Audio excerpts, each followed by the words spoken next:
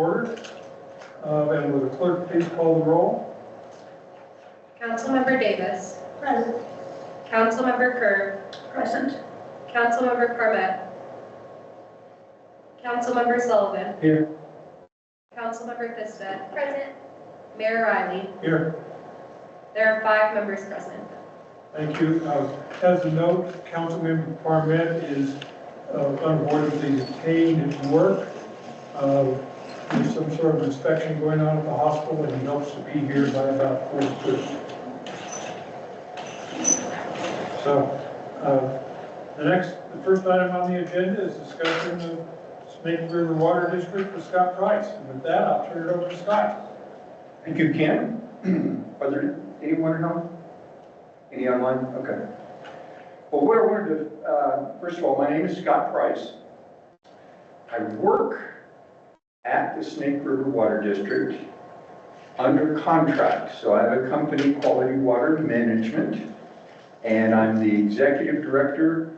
We report into Department of Local Affairs, Division of Local Government, and I am the district administrator of the special district.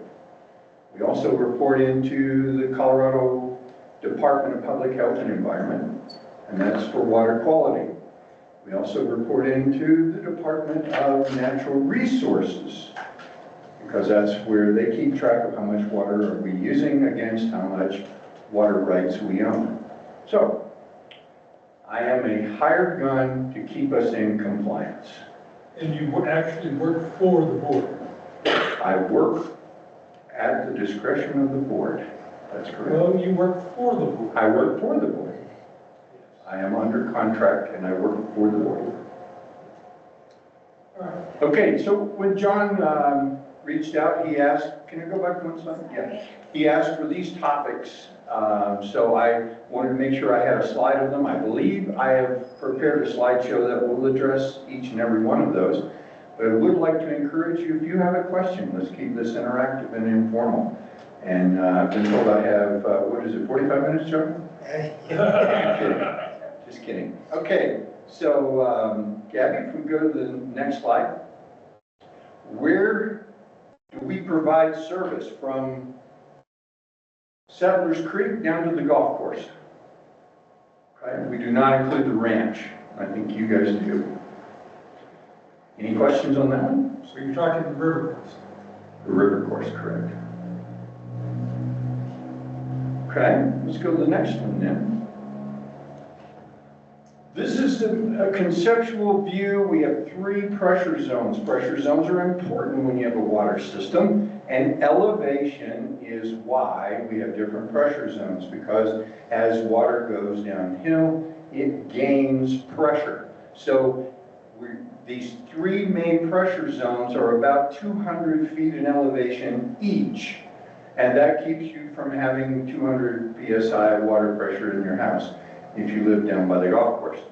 So up in the Alders area, that's base 1. The main one that you're probably, the main one would be pressure zone in base 2 would go from Mountain House to River Run. And then base 3, that would be everything downhill from, say, the Mountain House Bunny Run. Okay, any questions about that? Now we have 4 storage tanks. We have 1 storage tank in base 1, 1 in base 2, 2 in base 3. And if you're doing the math and you're thinking about Mountain House to River Run, we really need probably 2. You're right. And our engineers have confirmed that, and I'll describe why. We have 2 water plants. We have 8 working wells, so our water is all groundwater, and 4 wells over next to the lake, and 4 wells next to my office, which is, if you know where Frostfire Condos, you go in behind Snake River Saloon. We're a small, looks like a house, probably 6,000 square feet with a red metal roof. That's where the offices are. We also have a water plant there. And some of the questions about what do we do to the water? Essentially, we add chlorine and we're adding soda ash. Now, chlorine, everybody that's a water district has to do that. That's a disinfectant. And we only put in about 1 part per million. It's a very low amount. You should be able to taste it. Why soda ash? Any ideas? pH. pH. That's right. We want to raise pH. Why do we want to do that? Because in 2017, we had what's known as a lead exceedance. So the maximum contaminant level defined by the EPA is 15 parts per billion with a B. And we had a couple of test samples that were from older residences that tested at 16 or 17 parts per billion. Very small amount, but the lead was not coming out of our wells, not flowing through our pipes. The lead was coming from the plumbing material under the sink. So if a residence is built before 1987, there's a chance it has lead in, probably in the solder that holds the copper pipes together. We had to raise the pH because naturally our water was a little on the acidic side. So this is called corrosion control. So that's why we add soda ash. Small amount, just to raise the pH to above 8.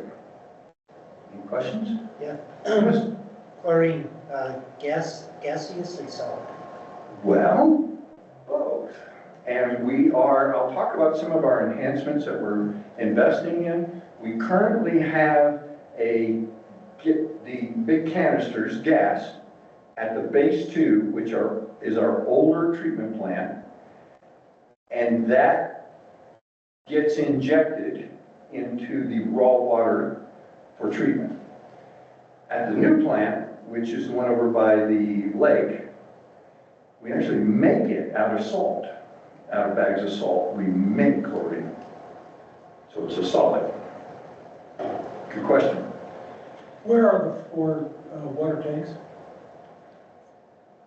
2 tanks, one are in base 3, so lower, and one is, Where? I'm about to answer that. All right. Keystone Gulch Road. Sunrise, above. One tank is School Marm. It's actually buried under, right at the intersection of Enos Way and School Marm. And one is up above Settlers Creek in the area we call it Pilot Load. All right. This slide was showing the, let me go back one, sorry.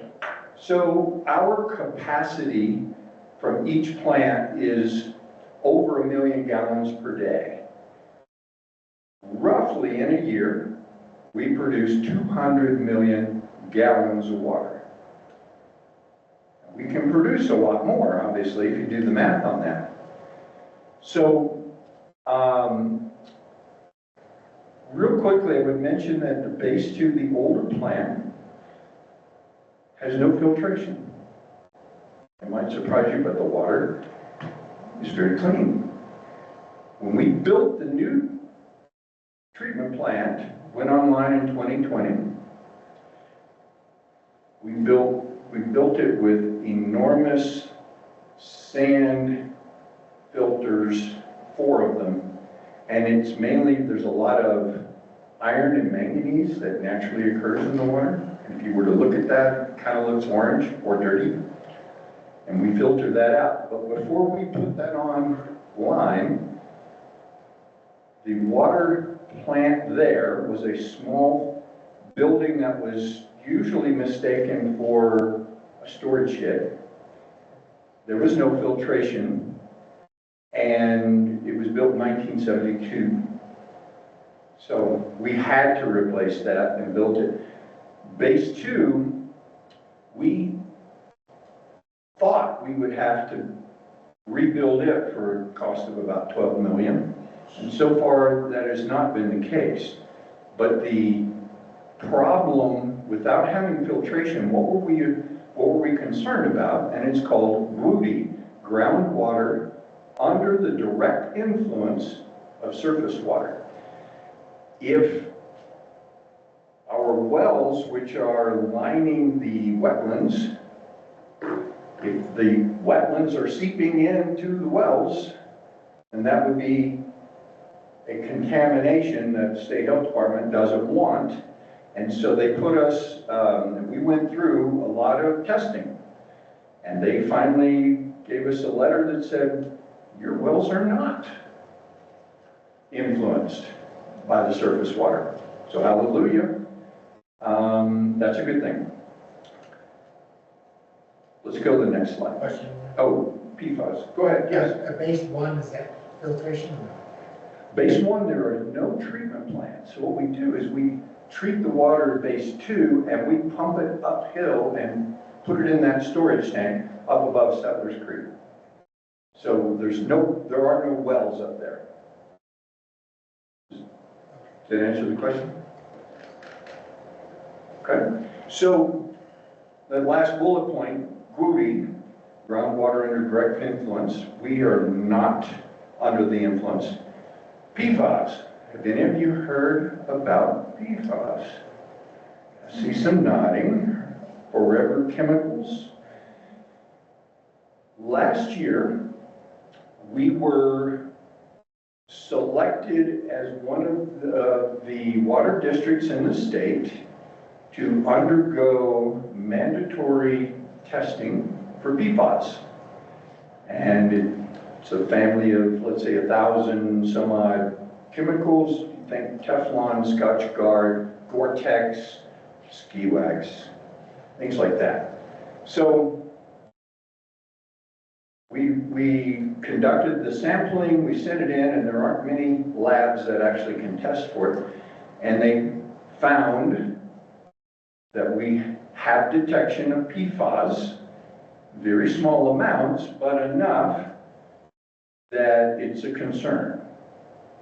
There is no immediate health risk. With the level that that the EPA has set as a maximum contaminant level is 4 parts per trillion with a T. That is much smaller than what we're looking for in lead. The concern, and you're welcome to go on our website, which will lead you out to EPA or CDPHE, but there's a lot of information. The concern is the accumulation in the bloodstream. At this small level, it is not a health risk. But if it doesn't break down in the body and it stays around for years and years and years, and I suspect all of us in this room have some in our bloodstream. I suspect I got quite a bit as a child from frying eggs on a Teflon skillet and using a metal spatula. But we have detected some in the wells, 3 of the wells by the lake in base 3. None, actually I shouldn't say that. One sampling had 0 and one sampling had like 5 in one well at base 2. What we're going to do is implement a solution, and we are partnered with the CDPHE, and they are guiding us through this. We have hired an engineering firm that has expertise, and one of their engineers was an environmental scientist for the Sioux Falls, South Dakota water district, or maybe it was just the town, but they've been dealing with PFAS for over 10 years. So they have some experience. We're working with the state. We're doing everything they're telling us to do. We're currently in a feasibility study where we will determine, or the engineers will determine, the best treatment. So there is reverse osmosis, ion exchange, granular activated carbon. Those are the top 3. So we'll be working with the School of Mines, which will make the collaborative decision. Any questions on PFAS? Yes, Carol? Yeah, thanks. So when you say we're going to be looking at solutions, the solution that would do what? Take the PFAS out of the water so that it would be less than 4 parts per trillion. Which means that it comes out of the surrounding soil, the upstream. Oh, you're asking what's the source of the PFAS? Well, I'm asking how long lasting this mitigation process is. Well, the mitigation would be ongoing and would not stop. So it would be filtering the water as it comes out of the wells. It would get filtered before it gets sent to your house. So this is an enduring program. once That's you correct. decide the right one. That's Okay, correct. thank you. I don't think it would ever go away. There's a company that also sells individual filters that you can put on your own water source at your house if you're worried about it. Yeah, you can filter the water at your house for any contaminant. But in this case, we, the water district, would be filtering it forever for everybody. Any other PFAS questions? I've been getting a lot of calls about that. But there's some pretty good source material on the website. So one of the topics I was asked to address was growth in the system. In this book that I'm holding up is our 10-year master plan. It was published in March of 21. Took probably a good couple years to put this together. This involves all kinds of information, historical and forward-looking. That chart's probably a little too small for anybody to read, but what that's looking at is the Summit County data. Where could more units be built? And the vast majority of those units are in Base 2, right? River Run to Mountain House.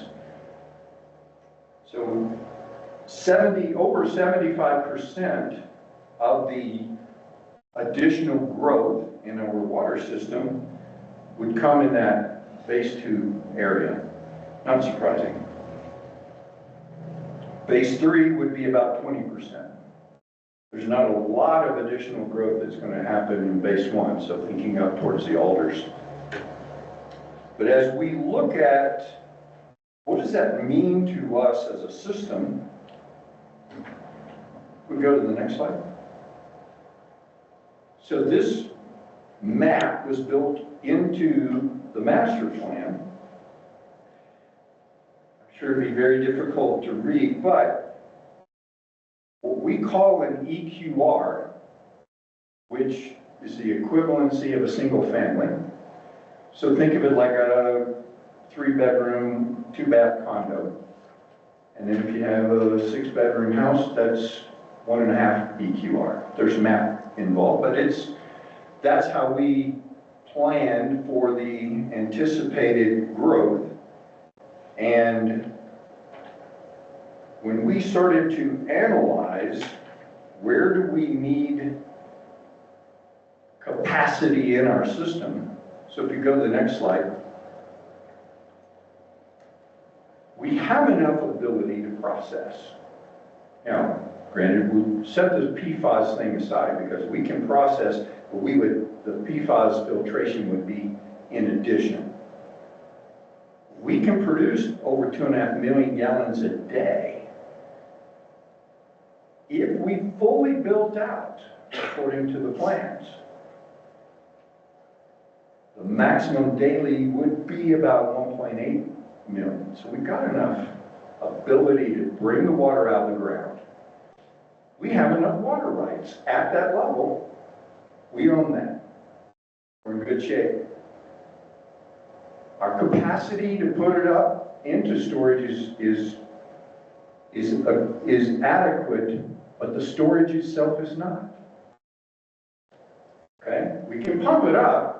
We can filter it. We can move it. But Base 2, again, where A lot of the development is now, and a lot of the future development will occur. Only has one tank, 1 million gallon storage tank under school barn. We need another one. And right now we're working on that. We have preliminary approval from the U.S. Forest Service to put it where we want. We did that was a year-long study, if not more. Where should it be? So having it on the other side of the valley has a lot of value for redundancy. We have to have it at the right elevation so that you're getting the same pressure out of both tanks. But we don't have enough fire flow. That means when you have a fire event, let's say, heaven forbid, in River Run, high density, fire department comes out and opens several of those fire hydrants. Fire flow is how you measure that. How many gallons per minute or second or whatever. Thousands of gallons. We don't have enough in phase 2, and that's probably around $9 million of new capital projects that we've already begun. Any questions about capacity? Good, John. These are discussion points. I have a question, Yes, sir. unless you get to usage. I'm sorry? Usage, I'm just thinking about Vail Resorts and making the snow and watering the golf courses. That's a good question, and it's probably not the answer you're looking for. They don't use our water to make snow. They have their own water rights. Some of them are senior to Denver water rights. They blow the snow from water they take right out of the river. So they have a little water plant, a little pump house over, where the little, I'm trying to think, not far from Chateau de Mont, over by the river. There's a little building, that's theirs. That's where they're pumping the water. They can even dam that where the river, and they can create a holding tank there. Ever seen that? No. That's where they pump the water. So they don't actually they would use our water to serve the guests, say, in the mountain house, but they don't blow our water up on the mountain. But golf? The golf course, they do not they don't use our water for that. They use our water in the pro shop and for those apartments above. Good question. Anybody? Let's go to the next one. I'm probably running out of time. Okay, so our planned projects add the new storage tank. We need to replace failing water mains. So some of these water mains were built 50 years ago, and that's a little beyond their useful life. You've probably seen a few water leaks. Anybody live in Loveland Pest Village? We are tearing it up right now. That is unfortunate, but we inherited those water mains. Those were built before there was a Keystone, back in the 60s, and we've been getting 2 to 3 major water main breaks a winter. They're a whole lot more expensive to replace in the winter. So I've seen bills as large as $90,000 for one break. So we're replacing all of those right now. We're being proactive. So as this master plan, the engineers analyzed the priorities. That one was second on the list. Number 1 was to replace the line that brings the water down the hill from Schoolmark Tank. Because if that one failed, we would all be in trouble. But we're replacing these about $1.6 million each summer for the next 10 years. And it's just a matter of priority where we go next. Okay. Let's skip to the next slide. $26 million defined in this plan would have been $38 million if we had been found to be groundwater under the direct influence. And I've listed some of the major projects and the cost, but the tank is the single largest. But replacing those water mains over 10 years, that's the remaining ones are $14 million. We've already paid for almost $2 million for for the first one. Next slide, please. This is just showing the age. So the black lines, those are the water mains, are the oldest, built in the early 70s. And so that is one component of prioritization. And so my expectation is that after Loveland Pass Village, so when we tackle the design of next summer, we're probably going to be looking at some of those black ones. Let's go to the next slide. This is just some of the methodology. How do we decide what to do first? The engineers have pretty much laid this out. Let's go to the next slide, and I think I'm going to wrap up pretty quickly. We've replaced the most extreme risk, which was a school-run line. We're replacing the known area of the most breaks. And next will probably be somewhere around the lake where the old pipes that connected that 1972 pump house to everybody else. So when those break, that makes it hard on everybody in Bay Street. Next. More of the same. Next. Okay, so you had on your last bullet point anything I wanted to talk about? I would encourage you to get the word out, and we try to tell people there's a pressure reducing valve inside your house or inside your building. Our water main may be conducting water depending on where you are in elevation, right? If you're at the bottom of that 200 feet in elevation in your pressure zone, your pressure outside your house might be 100 psi. You probably don't want that on your pipes in the house. Who controls that? You do. You own that little device that's probably less than $100. But that thing does eventually fail. And I encourage you to have your plumber inspect yours. Better yet, put a new one in. They're not expensive.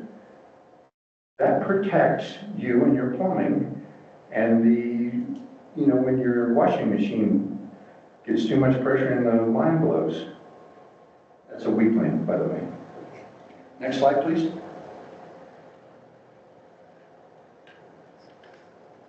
If you have a house and you have a yard, somewhere in that yard you probably have a device called a curb stop.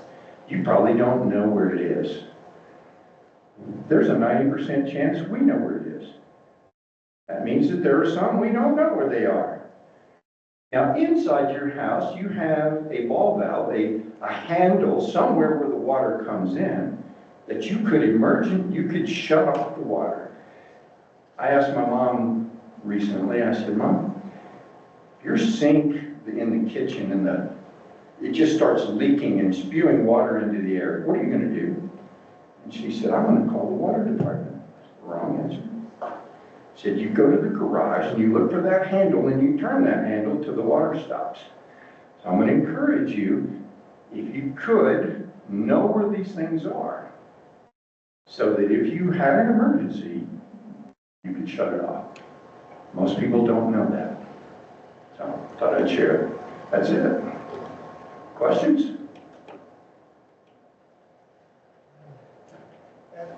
So how are your financials? You gave a big list of a lot of expensive projects. A lot of expensive projects. So in this, creating the 10-year master plan and prioritizing the 26 million or whatever, we looked at ways to pay for that. And essentially, in a process of a few years, we sold bonds. And we sold enough bonds to pay for this, and every year we will pay back $2 million a year for the next 20 years.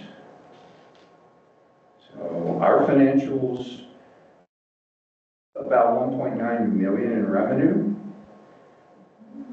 400,000 in operating profit that goes towards paying back the bonds.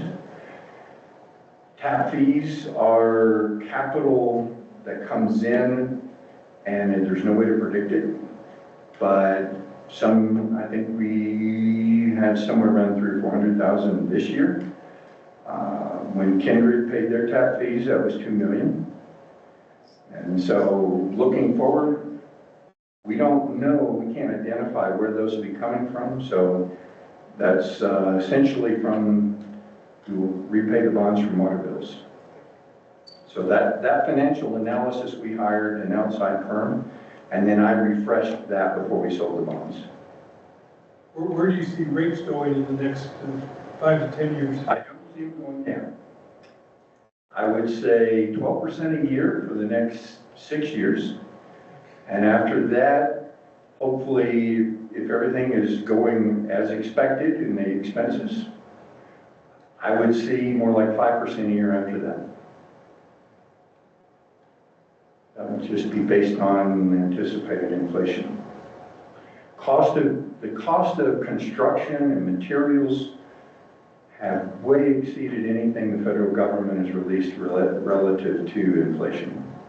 So if they say, say looking back over the past 5, 6 years since I've been here, if they announced a 3% CPI, cost of construction was more like 12 to 15. Hopefully that slows down. Hopefully that's, an anomaly. Good question. Karen? Hey, thanks for this, Scott. It's good to know these very good details. So you mentioned the $9 million capital project that's already underway to address the fire flow capacity. I may have misunderstood. Is that distinct from the water main replacement? Is that part of that? Is that a different project? In which case, what is the project? It is part of the 26 million. It's part of this, but it is not part of water main replacement. Those are in addition to. So what is it? Pardon? What is it then? What is the new tank? What is the We're capital project for improving fire flow? We're going to build a storage tank on the hill with another 1 million gallon capacity. Okay, so that's... So we will go from 1 million to 2 million. So that way, if there were a fire and all the hydrants get turned on, we'll have enough water before we drain a 1 million gallon tank. And what's the timeline for that? We were hoping to have it built by the end of next year. The Forest Service has not given us final approval, so we can't build a road to it this year like we planned, so that we could build the tank next year. So the road will go in next year, and the tank probably the year after. Where will the road be built?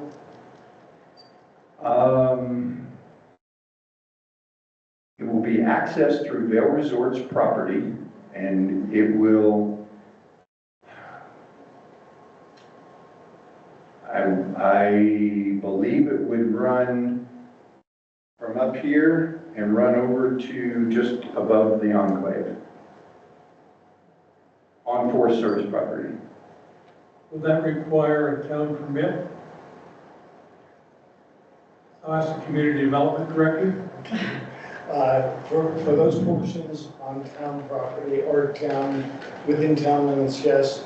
And I'm going to say four horrible numbers to you, 1041 that we'll talk about. Okay. So expect to deal with the town on any permission to build the road. And the second piece is, as you're doing water main replacement, I assume most of these water mains that you're dealing with are part of the roadway public right-of-way. In other words, you're paralleling roads. I would encourage you to work with the town on that as we're looking at capital projects associated with some of those roads, so we don't go in and do a major asphalt job on a road, and then you walk in the next year and do a major pipeline repair, and then we have a major problem. I agree. Do you have the plans for where you want to replace roads? Not yet. Who will have that? Town manager. At some point. Okay, well, as soon as you have anything on the drawing board, we'd love to sit down and talk about it. But Because again, that could influence our decisions. I would encourage you coordinate with the town on any construction that you have that would impact those right-of-ways well in advance of going forward with those plans.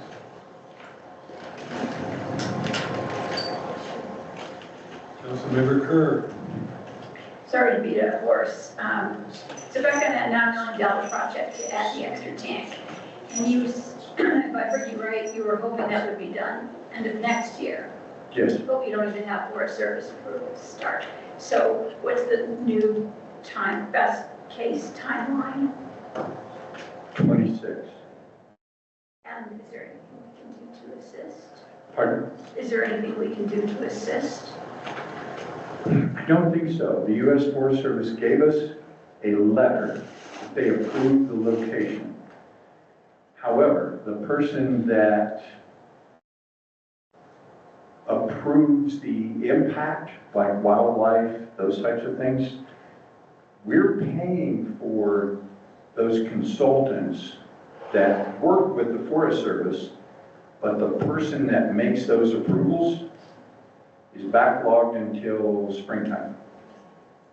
So when they look at it and they say, oh yeah, this is not going to impact the various things that they're looking for, then they can give the approval. Then we can start with the road design. Okay. Any other questions?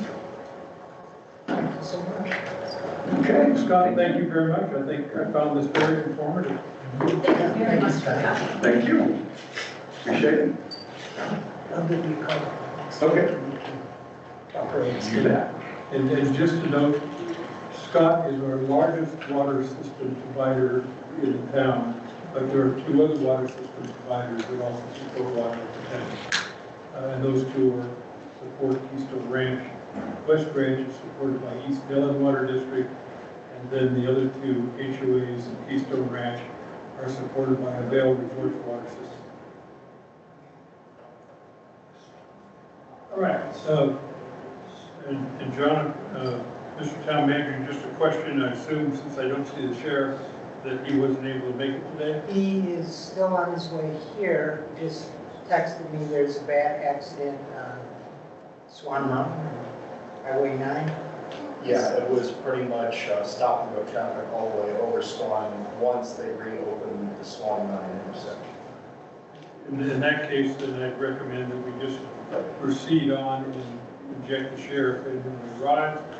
And so let's go on to the town financials, and I'll turn it over to the town manager. Okay. So we'll just kind of go through this. I'll explain a few things here. These numbers are as of July 31st, so they don't include our August numbers. We have $702,157 in COLO trust. And I just want to let the board know, last week, we had that, oh, here comes the sheriff. I'll finish this. We had that split into two different funds, the prime fund and the plus fund. Last week, given what the Fed has talked about doing with the rates going forward, we moved all of it into the plus fund out of the prime fund, which is more directly impacted by the interest rates. And I will come back to that. And welcome, Sheriff Simons. Good afternoon. Sorry I'm late. There was an accident over there on Breckenridge. You Closed down can't behind it. control those things? I don't understand. You use the siren. I couldn't even get through. As hard as I tried. We good? We're good. Does this thing just stick up in the air like this? You can bend it down. Oh. I just didn't know if it was like, It's really tall. that's pretty tall. It is tall. Yeah, he was Kind of jealous. So, thank you for inviting me here. Let's see, I made some notes. I don't know if there was something specifically council wanted to hear about. If you just want to see my smiling face, or I think generally, I'll speak for the council, but if other council members have other thoughts as well. Generally, how's it going for law enforcement in Keystone? And personally, I'm interested in enforcement actions from a standpoint of arrests and responses in Keystone, and anything on the traffic side on 6. So, Okay. anything else from other council members? Okay, I'll give you a real high overview. Obviously, we've only been doing this for a couple months, so it's hard to compare any statistics. So I have passed these monthly statistic reports on to John. And I don't have them here in front of me, but some of the things that we got going, as you talk about, traffic enforcement, we are doing traffic enforcement as evidenced by those stats, when we can get over in direct traffic on Highway 6. Wintergreen, your apartment building over here, continues to be the biggest enforcement for us. For calls for service, historically has been and continues to be. What we're experiencing, John has been working with, I know with CDI and with dispatch about getting this originating number for Keystone. And without it, the problem we have is the current system we're using to capture statistics in Keystone is sort of like the bubble gum and shoestring approach. The best way I can describe it is our dispatch centers create like a geofence around the town of Keystone. And without things being geo-verified, which a lot of them aren't, like in other words, if you call out a common name, a condo building, a pizza joint, the places that we all know, the restaurants, it won't get caught in these statistics because the computer doesn't recognize it without this ORI. So I know you're working on it with the state. Anything we can do, and I talked to Michael Berry this morning from the communications director. He said anything he can do to help, please let him know. But that continues to be a problem for us for capturing statistics.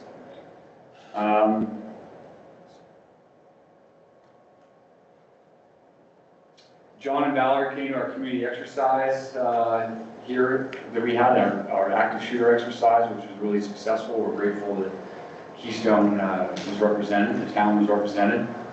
It was meaningful that everybody was there. There are two groups, and I know John's aware of this stuff, and I'm just telling you that one of them is our multi-agency coordination group, which is made up of probably about 100 stakeholders here in the community, a lot of which participated in this active shooter exercise we did. That we invited Keystone to be part of this group, and we just certainly like participation from Keystone. It's important. It's important for our efforts as the sheriff. It's important for my effort, the sheriff's office, and it's important from the standpoint of the county for this community of Keystone to get involved with it.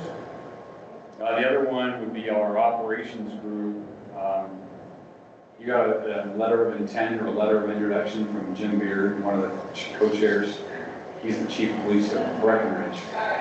So this is another group we have that gets together, and it's the fire chiefs, the police chiefs, and the sheriff, and the towns. I should say the towns are represented also. And it's to talk about, this is the 911 Communications Center Operations Group. And it's to talk about, it's to provide guidance to the 911 center and that director. So it's another place that Keystone can certainly get a seat at the table, and your participation would be meaningful. Currently, the radio tower here in Keystone, the communication tower is down from Friday for maintenance. It is affecting our radio communications in Keystone and beyond in Montezuma, but it's not stopping us from doing anything. You guys should know that that tower is down.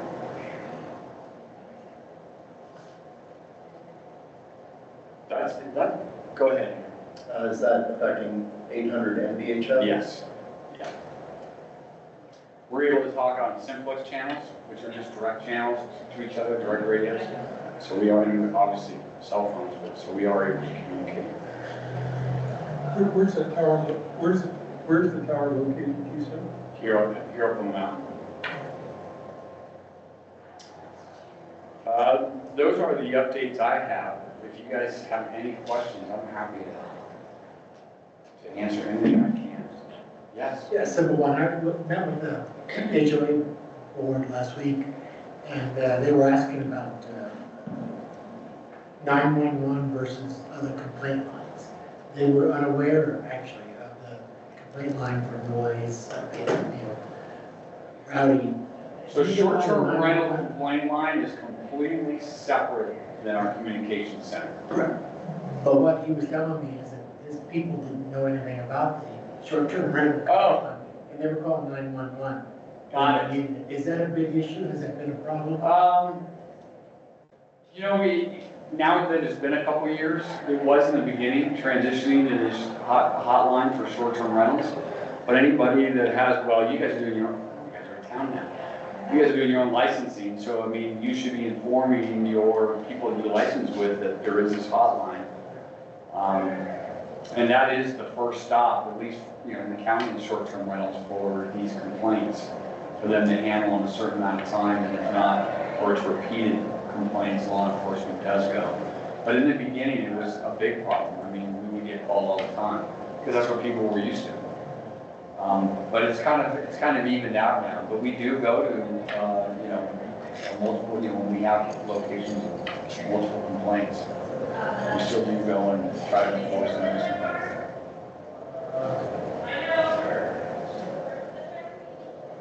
Yes. I realize it's in Dillon, but any updates on what's happening at the post office there? I heard that they made an arrest. I know this has been happening along the I-70 corridor. It's not just Dillon. Copper's been burglaries at the post office. Some places in Silverthorne, Dillon have been shut down for mail delivery while they were investigating this. I am aware that our office is investigating some in Copper. Frisco's investigating some. Dillon had some. Obviously, Silverthorne had some. But talking to our federal partners, this is something that's been occurring from Denver all the way west. But I just heard that Dillon made an arrest. I don't know the details on it. So I don't have any further details other than it's hopeful that they made an arrest, maybe we can make more arrests or solve this problem. Councilmember. No. Councilmember Kerr? Yeah, thanks for remembering. I'm excited about the evacuation study. Oh, yes. Could you tell us about the timeline of that?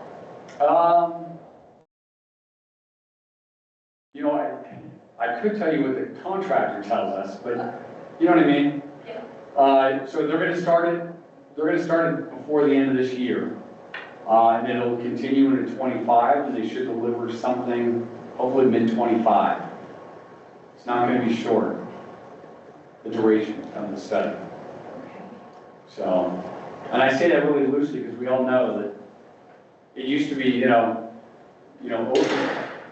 under promise and over deliver, and now it seems to be the opposite. But could you give us an idea then of the scope of it? They're trying to determine, it's obviously we all know that there's only certain evacuation routes in this county. There's no secondary road systems like you see in other places in the cities. And so what we're trying to really determine by this is the flow of traffic and what other traffic patterns we could use, what unused Forest Service roads we might be able to use. What are we not utilizing and what are we not seeing for traffic patterns? Because if we, for instance, if we turned Highway 9 or Highway 6 into all one directional traffic, what does that mean? Or if we create 3 lanes or 2 lanes or 1 lane. You do that with any highway. How do we use the interstate? What about the passes? So, think about the 4-wheel drive trails you could get out of, like if you have the right vehicle, you could get out of here. But this study's going to look at all of that stuff and try to determine, if we had to evacuate, what would be the best ways to move traffic through the county. Meantime, what worries you most about a potential evacuation requirement? the lack of all of that. We don't have secondary roads. We don't, you know what I mean? You know, I think about wildfires, obviously, from snow melt to snowfall. And they keep me up at night because I do worry about these evacuations and the reality of what would happen, right? I think a lot of people tend to live in this bubble, like that we're gonna be able to evacuate people and get people out of here. I honestly don't know that this study is the silver bullet either, honestly. You know what I mean? Because think about it, we only have so many roads, they're only so wide, many of them are not up to code, right, up to standard. And a lot of these auxiliary roads we talk about, when I said the four-wheel drive roads out of here, they're not passable for all cars, all vehicles. So, Sorry. here's what I would hope. Do you have an interim plan? You have some kind of plan? The plan is, the secret to me is in pre-evacuation notices. And people listening to that and not going, oh, well, I don't even see smoke. I don't need to leave yet. You know what I mean? The fires we've had in the last few years, we've gotten really good, really proactive to get pre-evacuation notices out and clearing people out before there's a need. I think that's the secret for Summit County. If we can leak people out of the county slowly and orderly, and people listen and do it, that's the big thing.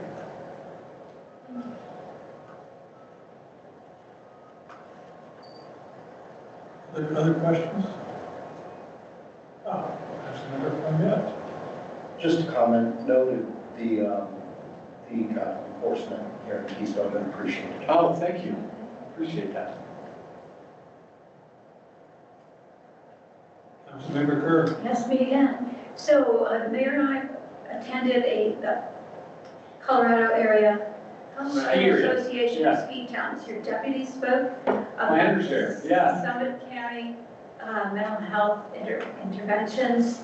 I just want you to know he made a big impact, and I personally appreciate everything you're doing. Oh, thank you. Could you give the council just a brief overview of SMART? Yeah, SMART stands for System-Wide Mental Assessment Response Team. And it's basically, if you've read, heard in the news about what they call co-responder teams. Our SMART team, the acronym SMART, is a co-responder team made up of a deputy and a clinician is the response team. And then they work with the third partner on their team as a case manager. I would tell you they respond to crisis, right? They're not there to provide services, they're there to provide crisis intervention. The goal is to stabilize people in place. Wherever we find you in crisis, our goal is to stabilize you there in place and then follow up with services to keep you stable within the community. Why that's important is up until I started this team in 2019, you know, we had a mental health provider here in the county that absolutely failed this county. And, you know, the majority of people were placed on an M1 hold and shipped out of the county. And the collateral effect of that is that, you know, while they're away on a 3-day mental health hold, they're now lost their job, their apartment, their car, their cat, their dog, whatever it is, and then they come back into the community and they're in a worse crisis than when they left. And so this team has been doing incredible work. There's 4 teams of 3 people each team, and I would say that in the moment of crisis, the heavy lift is on that deputy and clinician. But certainly the heavy lift after the crisis is on the case manager.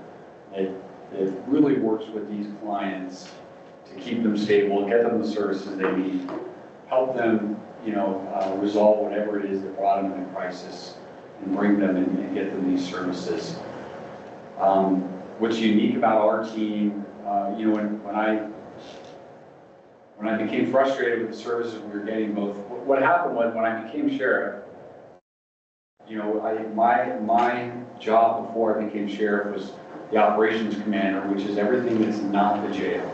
So when you think about patrol, when you think about detectives, when you think about, boy, anybody that works at the sheriff's office that's not the jail, that's what I managed. That was that was under my command. So of course, when I became sheriff, I inherited the jail. Right now I own everything.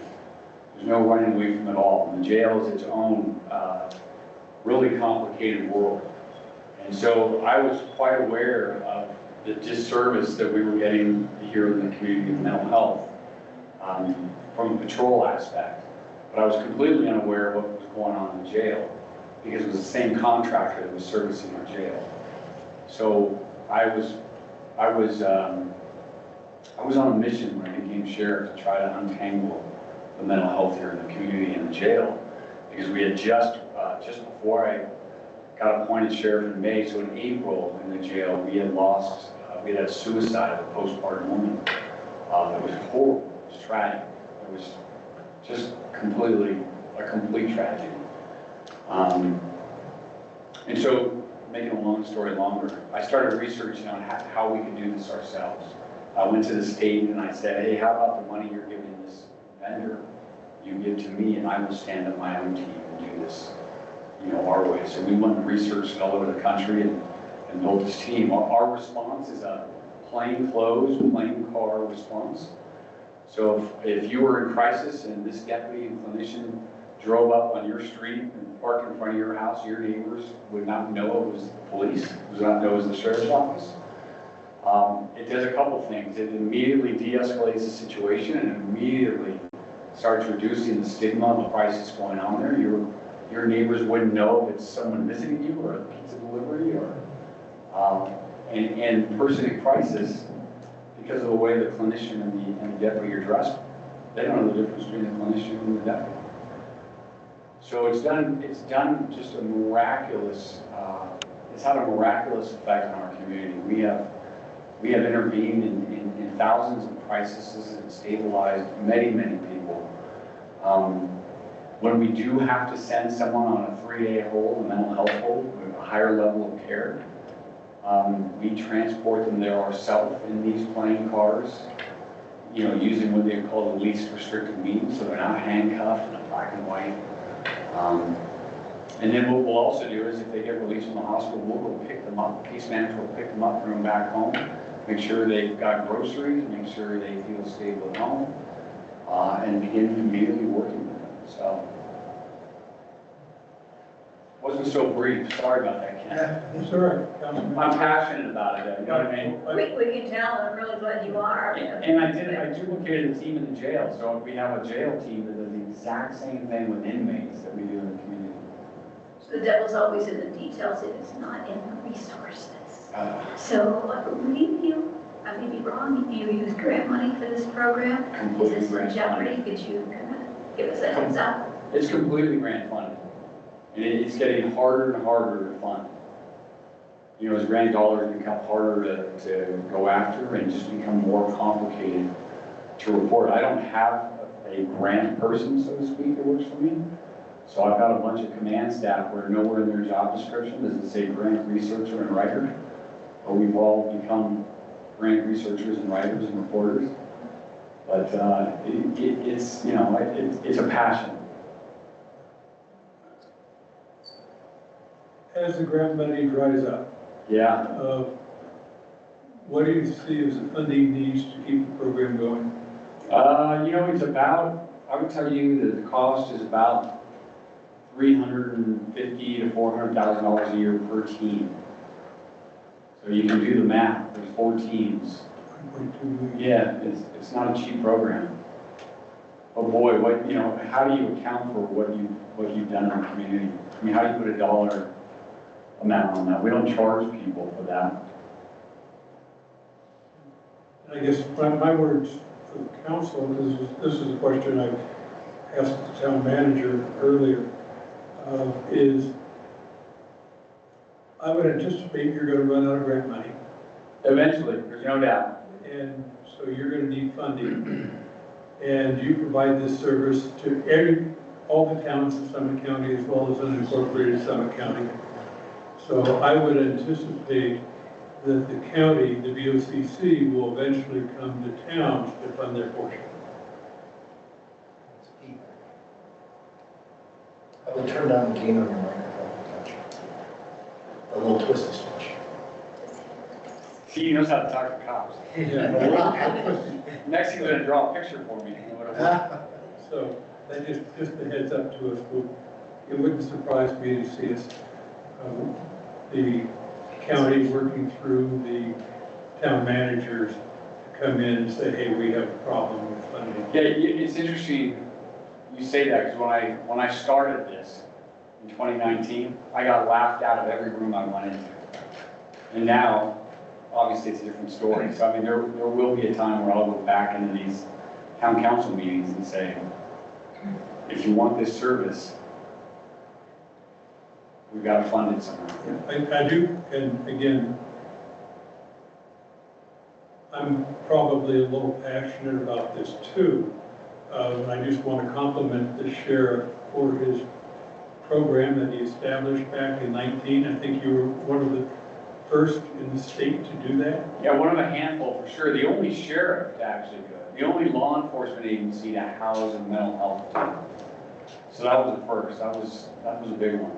So I think we'd be interested later on as we get more info into some of the info on number of calls you guys respond to. Yeah. And particularly in Keystone. I'm just trying to help build the case. Yeah, they can certainly come here and do a presentation. They do presentations everywhere. I mean, if you guys want to invite them to come here and do a presentation of the magic they do, they're happy to do so. Anyway, I'll get off my soapbox now. Councilmember Permit. I too would like to compliment the program, being in healthcare, I've seen first, second, and third hand, the amazing impacts that it can have, and it's critical to this community. It's made a real difference. So Thank you. it's really incredible. Yeah, at the end, I used to say, we literally broke the back of the hospital, you know, under the old way. Because it used to literally be a drive-by and you'd push them out of the ER and keep driving. And you just dump people there, and the hospital is no place for mental health. And so I used to say, you know, we broke the back of our ER partners. We meaning law enforcement, emergency services, because they do it too. All of us did. Any other questions for the sheriff? Again, Sheriff, thank you very much. Thank you, guys. Happy to come back anytime. Sorry I was late.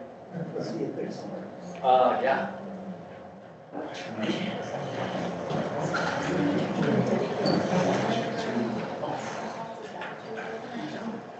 The next item on our agenda is a continuation of financials.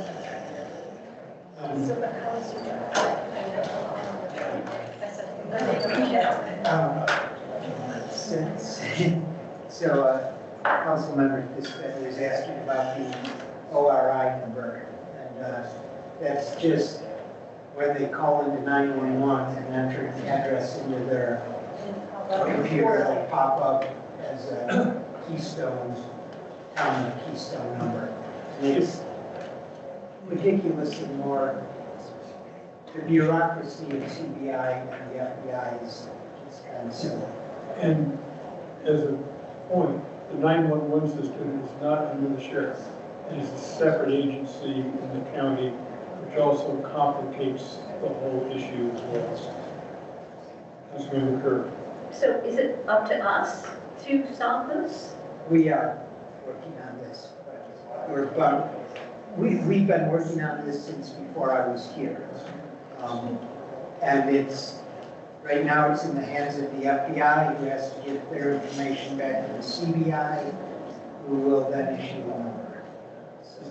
If you go back to the last county IGA that we signed,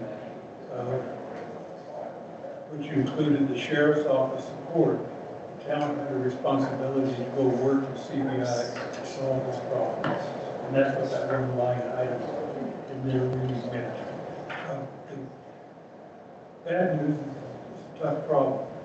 The good news, until the problem is solved, we're not paying 911 fees, which is about $40,000 a year. It shouldn't be that difficult. Yeah. So, are we ready to go on to financials? Yep. Go ahead. Okay, so Just I was pulling up some numbers as the sheriff was talking.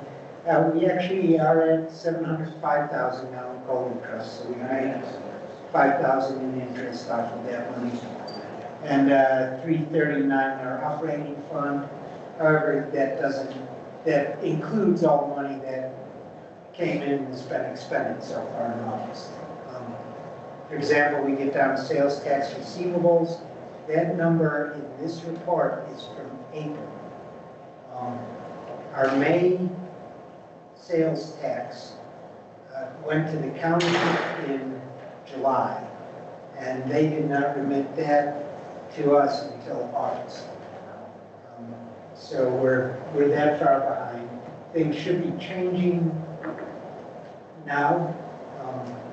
The state finally got us into their system, so it's not a matter of going to the county to let their people sit over the money and figure out how much we get. And in fact, I believe starting September, we'll be receiving our own sales tax directly from the state. And we'll be receiving, in September, we will receive July sales tax. So it's a step forward. That also means that in September, we'll be repaying the county the $400,000 that they've advanced. And no longer be able to collect interest on that to pay for the $5,000 they charge us. Such is life. The way we've been working with the county, for example, our April tax dollars were short. They did not equal the 200,000 the county gave us. So out of the May money, they took the short back for the April. So we're still sitting at the 400,000, not 499,000 or whatever. And starting Friday, we're assuming we will start receiving our short-term rental license fees. So financially, our bottom line is in a good place right now. Scrolling down through other tax receivables, HUTF taxes will be coming to us very soon. We almost have that finalized with the state too. That's another approximately 70,000 for the year that we should be getting back. Going down to our nicotine tax, we have not received any of those funds yet. As you saw, that's later on discussion and starting of the approval of the IGA for nicotine tax. Road and bridges taxes are coming in. Building permits, as we've discussed previously, our numbers are not going to equal out to what's in the budget. However, that's offset by a different expenditure line that we would be paying to the county anyways. Instead, the county's just collecting the funds, taking their share of it, and then sending us a check directly. That's why the building permit line is so far below budget. I just want to point out, when I did the math, real quick math, looking at the projected expenditures we would have had in the county, we're actually net revenue slightly ahead of budget for all the building permits. That being said, our community development director and I are starting to look into maybe outsourcing the building and of permitting. A lot of towns up here have done that. Frisco actually just shut down their building department. Blue River subs out all their building to a private company. And we're looking into it to see if it makes financial sense. If it does, we'll bring it to the board.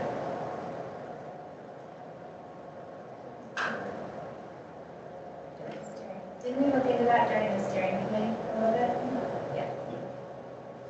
And I think Councilmember Kerr was on that group that was looking at it. Yeah, the county's currently doing their budget, and I have probably, not weekly, but every other week, conversations with the building director. And because they're doing their budget, they would like an inclination on whether or not we're going to utilize them in 2025. So we would keep them posted. We have been receiving some complaints from developers and builders here about the delay getting inspections and getting things processed. So we'll see how that shakes out. Liquor licenses have been coming in. They don't show up in this budget. Most of our other line items going forward were either at or below projected expenditures, which is always a good thing. And we're a little bit ahead in revenue, which is an even better thing. So, except for our attorney, but as I mentioned several times, that's money well spent. You're saying our attorney is a big budget buster for us? And worth every dime. Worth every dime. We'll change that budget line next year. Although a lot of what she's doing is related to getting the town up on its feet, but a lot of that will continue through next year too.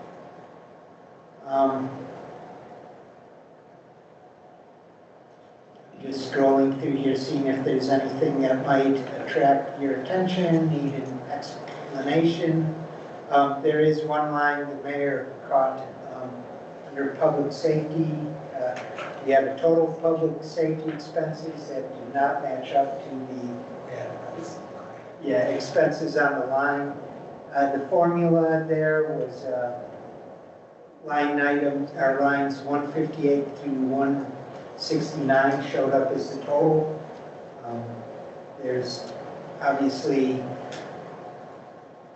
our accountants took lines 158 to 167 out of the spreadsheet, so I'm thinking there's a ghost number in their master spreadsheet. And I wanted to ask about what is the 37.5, what do we spend it Sheriff's. on?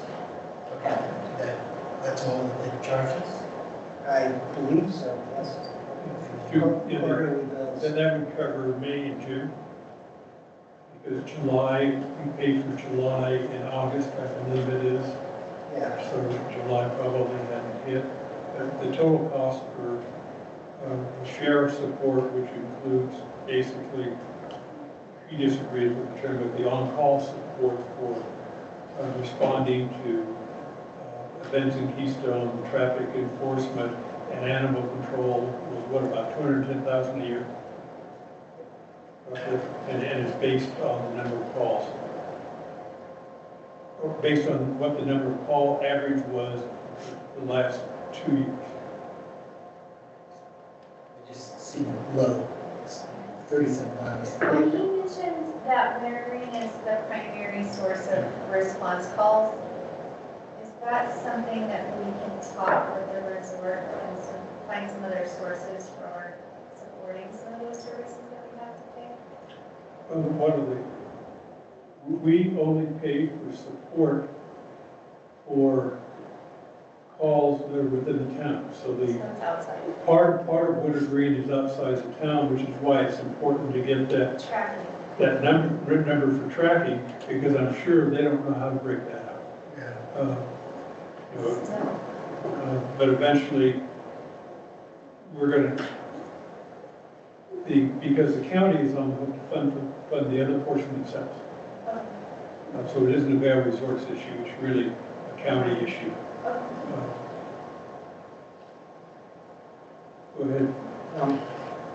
So everything beyond that is generally what we're expected, where we feel we should be at. Incorporation costs were approximately $80,000 less than we expected due to some of the grants and donations they received. So I don't expect that expenditure line to go up very much unless some strange outstanding invoice shows up, which we don't expect. Everything else is, we're, as I said, we're low expenditures and above revenue, so we're happy. Any questions about any particular lines? Councilmember Kerr? Thanks, John. There's like a monthly budget for expenses that can't pay Yes. in the packet for the actual council meeting. And there's a reference to a CFI grant writer, our partner contribution to the Northwest COG for CFI grant writer. That's for the EV Oh, thank you. charging. And where would this, when it ends up on here next month, where would that show up? That would probably show up under administration, just some sort of, we've coded it already. So it's not in this list, but I believe, I'm trying to think where exactly we coded that at. I think it was just a miscellaneous expense in some way, so miscellaneous administrative expense. Thank you. Other questions? Well, thank you. It's always good to have good news when you're talking about dollars. Now let's move on to discussion of the nicotine intergovernmental agreement, early childhood options, IGA, and again, Mr. Town Manager. Okay, so we'll start with the nicotine tax intergovernmental agreement. That's an IGA that was joined by most of the towns. Montezuma did not join us. Joined by all the towns that have a retail tobacco aspect in their town in some way. Keystone has 3 to 4. I still haven't figured out why the number of contributors varies. Well, it's occasional months the liquor store attached to the Yes. Keystone Grocery It's closed. reports separate numbers. Sometimes they report combined numbers. I'll have to figure out what that is. We're going through the spreadsheets, that's how it shows. It's $4 a pack on cigarettes and 60% on other nicotine products. Their revenues are dispersed back to the individual municipalities where that revenue was raised.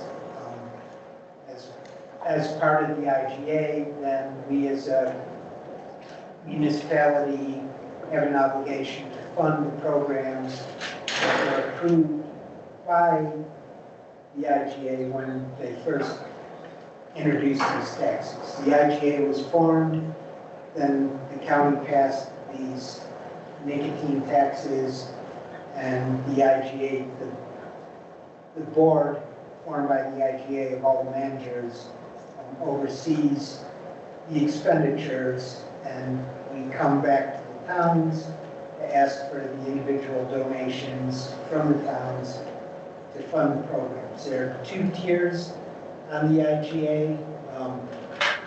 One actually has to do with cessation, and tier 2 has to do with just the general health impacts of nicotine on the town. So that's a lot broader pool of spending that we spend in that. A lot of it goes to the community care clinic and issues like that.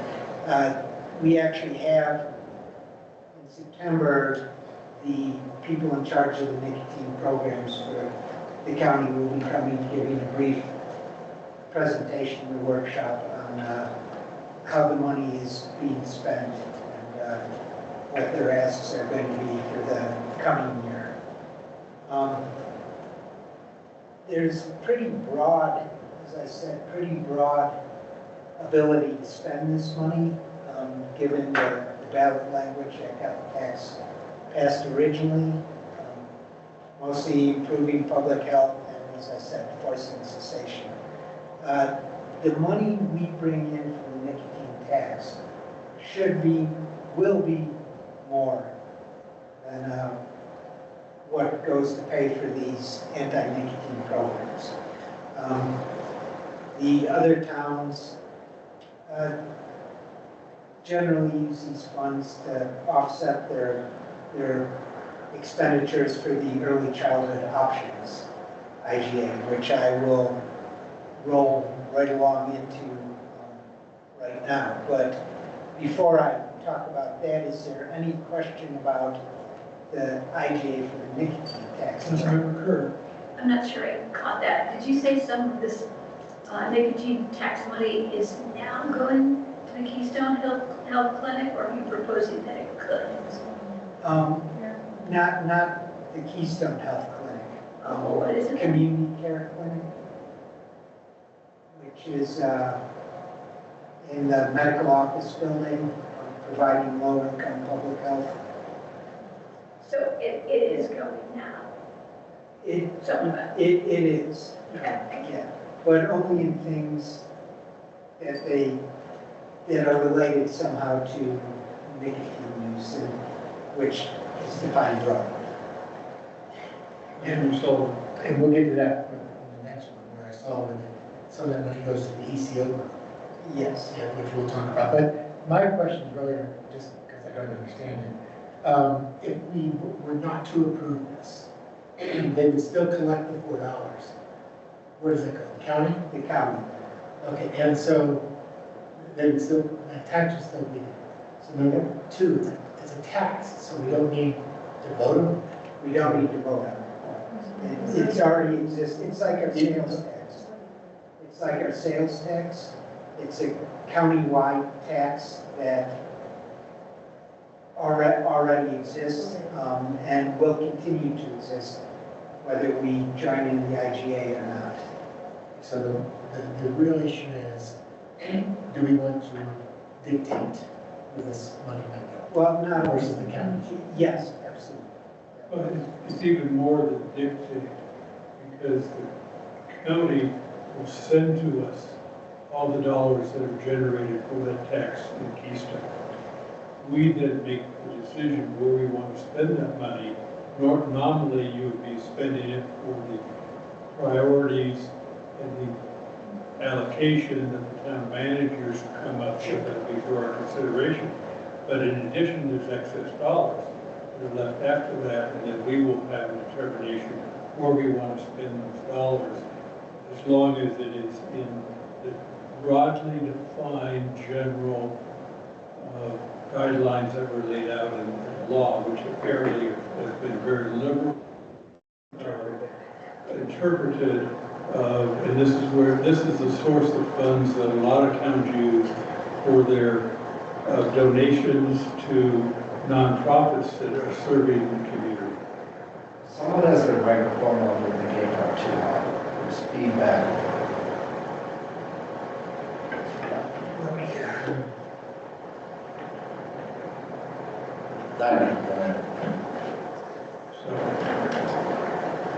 Yeah, it's, I think it's section F of the IGA, which such other uses as may be determined individually by the parties from time to time throughout the term of this agreement that broadly serve the purposes set forth in the ballot measure. So I think we want to get in on this because once again, it's money collected in our town, so that we should have a say on how it gets spent.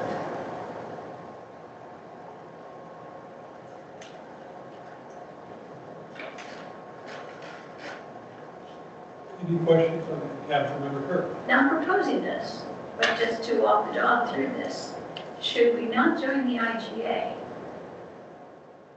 All the towns that are in it now, and the county will continue what they're doing, because none of these programs right now are town programs, they're all county level, right? Correct.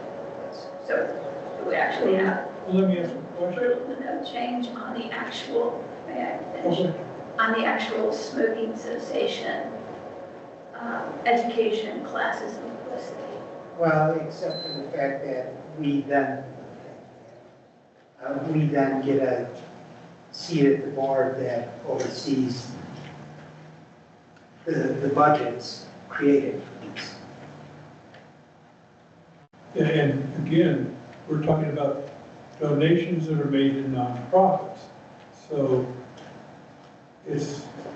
we're really making a donation to the nonprofit Community Care Clinic, which is a nonprofit. So all the towns are individually donating to that nonprofit. It doesn't go through the county, it goes from the town to the nonprofit, as I understand it. Is that correct? Correct, but we would not have an obligation to make these donations Right. if we weren't in the IGA and receiving the money back. Right.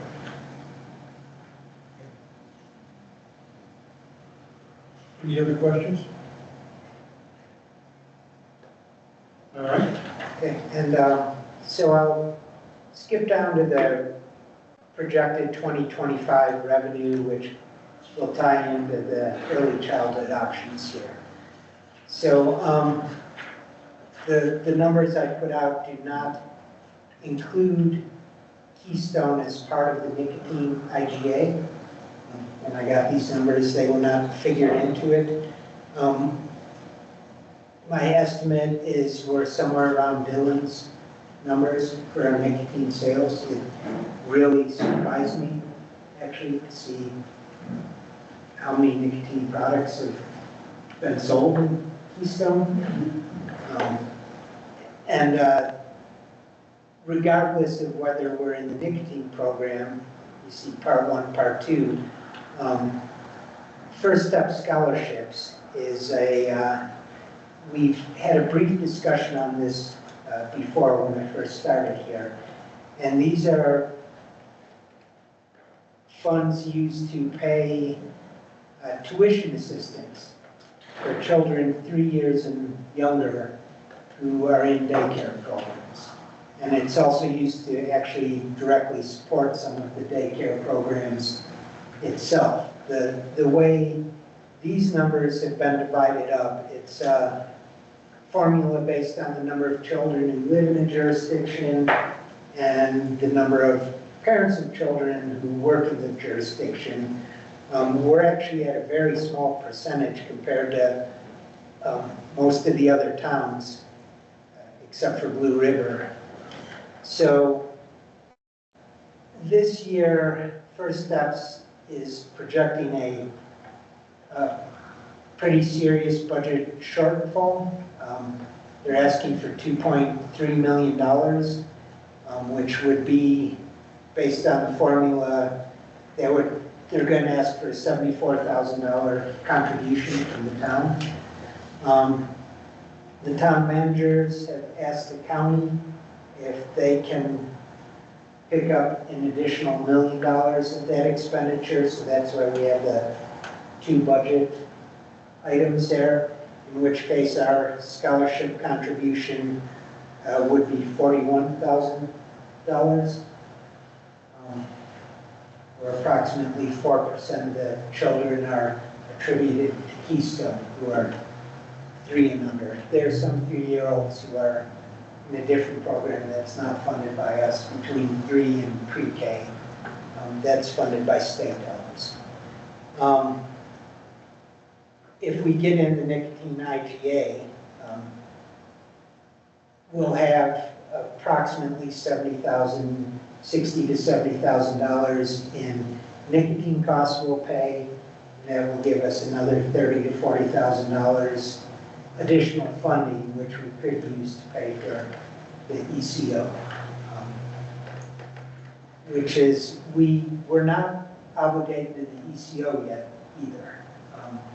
We have to join that IGA. These funds are just what they're going to ask us, and they produced them given the early discussion, my first or second meeting here, where there was support shown by the board for this program. It's an important program. We need these parents to be working in our shops and stores and resorts and restaurants rather than not being able to work because they can't afford daycare for their children otherwise. So 2023 was when they set up the Early Childhood Options IGA. And this is an IGA that does not bring money into the town. It just gives it out. But as I said, all the other towns felt that this was a very important program. As I said, Dillon, I guess it's 3.27% of the total cost of the program is what they're asking us to cover. And I guess just any questions about this? Do we even want to do this? It's your call on both these programs. Obviously, this one is not as much a no-brainer as the nicotine tax because it costs us money as opposed to brings us in.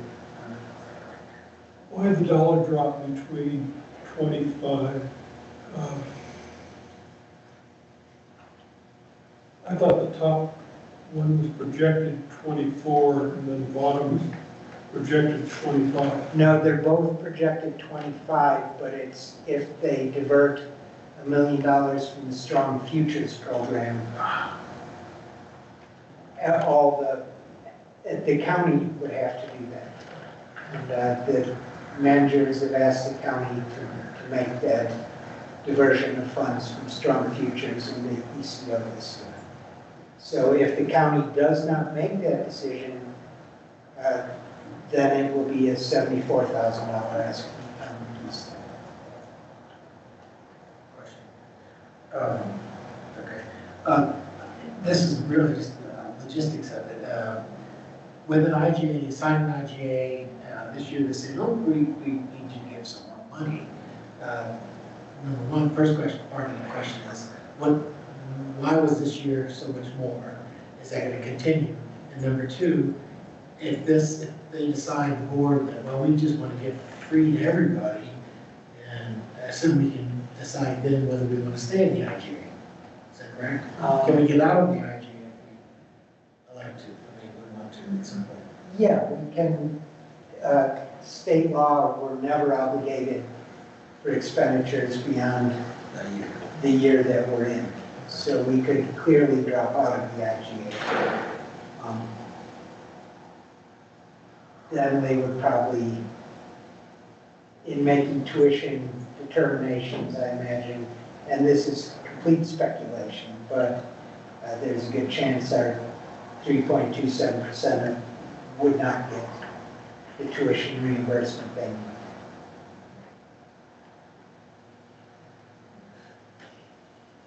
Other questions? That last question pretty much satisfied me, but just to re-clarify, the amounts that are being asked of each municipality are proportional to the number of folks that are utilizing it? Correct. Okay, thank you. And it's expensive. And the purpose of this is to keep expenditures, daycare expenditures. I should have put this number in my memo because I can't remember it. I believe below 10%. I think right now daycare averages 15% of the take-home income of families that have children in daycare. It's very expensive. Some of this money in the past has been used, like I said, going directly to the daycare facilities, construction, expansion. Demographics show that we actually probably have the facilities we need right now with maybe minor expansions or upgrades to some of the facilities. We're not seeing our number of children increasing like it has been in the past. It's actually decreasing slightly. So we don't anticipate that we'll need to stick more money into actual capital other than some minor expansions to existing facilities. We don't have a facility out here in Keystone, so that's a question we might want to push for a facility out here anyways, make it easier for the parents who are out here, the parents who work here. It would also, I anticipate, increase our 3.27% because I think, I'm speculating that some of the parents who work here don't actually count because their kids are in daycare in Breck and they live in Breck, or their kids are in daycare in Silverthorne and they live in Silverthorne. So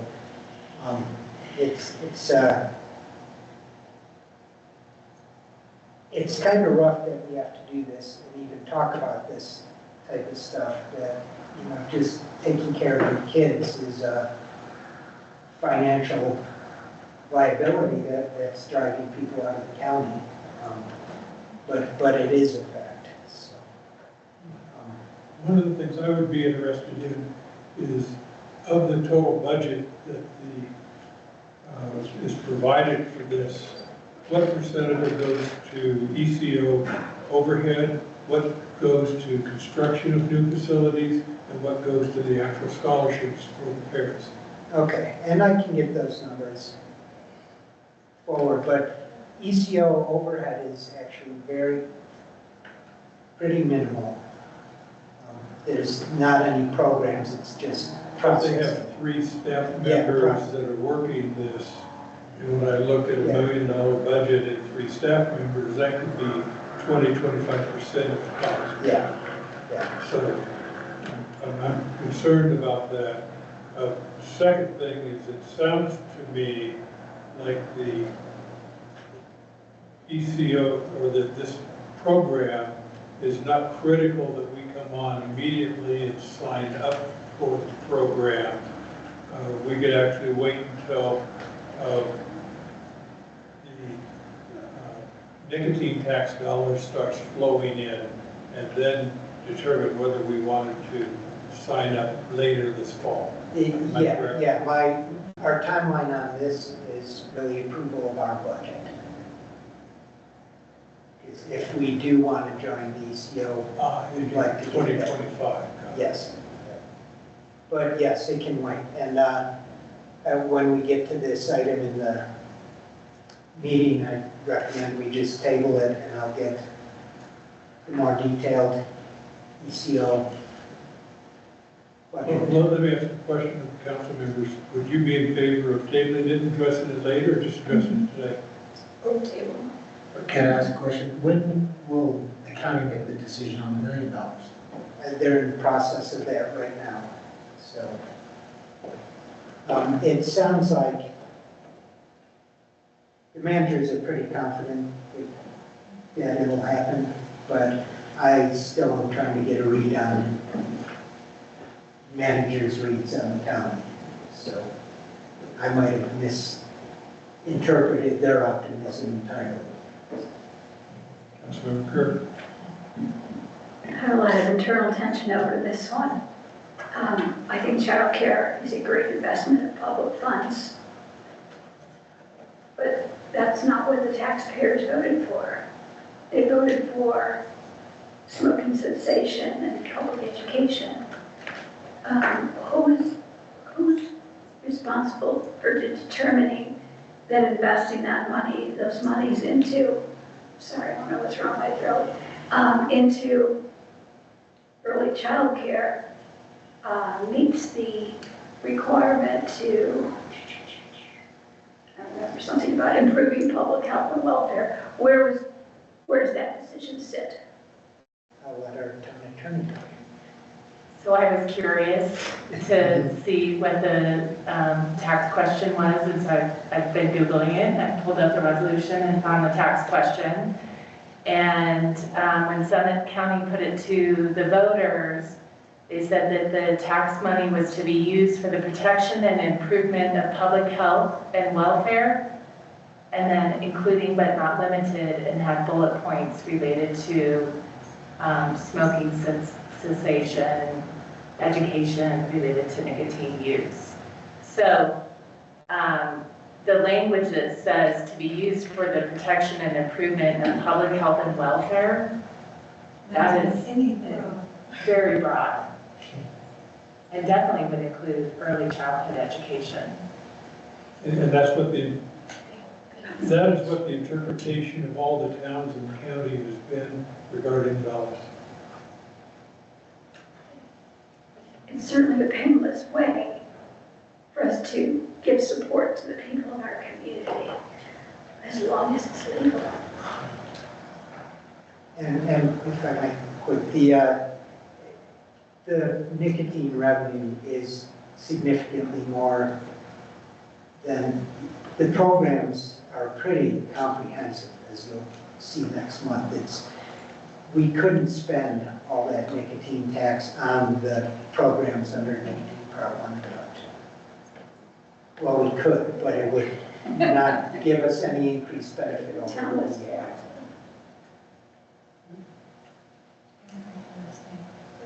Councilmember Permit? It's pretty clear to me it's the right thing to do. That being said, it doesn't sound like there's harm in waiting to see if the county puts up their end, and then we should unquestionably put up our end. That's my opinion. Other thoughts? Then when we get to the agenda item, then I'll ask for someone to give us a motion to table this until, I'll ask the town attorney, what's the proper way to do that? You can do a motion to continue to a date certain, or a motion to continue to a future meeting if you don't have a specific meeting in mind. So I'd be looking for someone to make a motion to continue to a future meeting. All right, any other questions on early childhood and the nicotine tax from the council? All right, emergency service, emergency evacuation communications, town manager. Okay, so this was going to be, when I started writing it, just kind of about a phone tree and what your jobs are and issues like that. But until the evacuation plan is completed and we see what additional resources we'll need, like do we need town employees to knock on doors, or will the sheriff's department and police departments have that covered? It kind of became a memo about, how do we disperse information, how do we pass information along in case of an emergency or an evacuation. So it might not be an emergency that dictates an evacuation.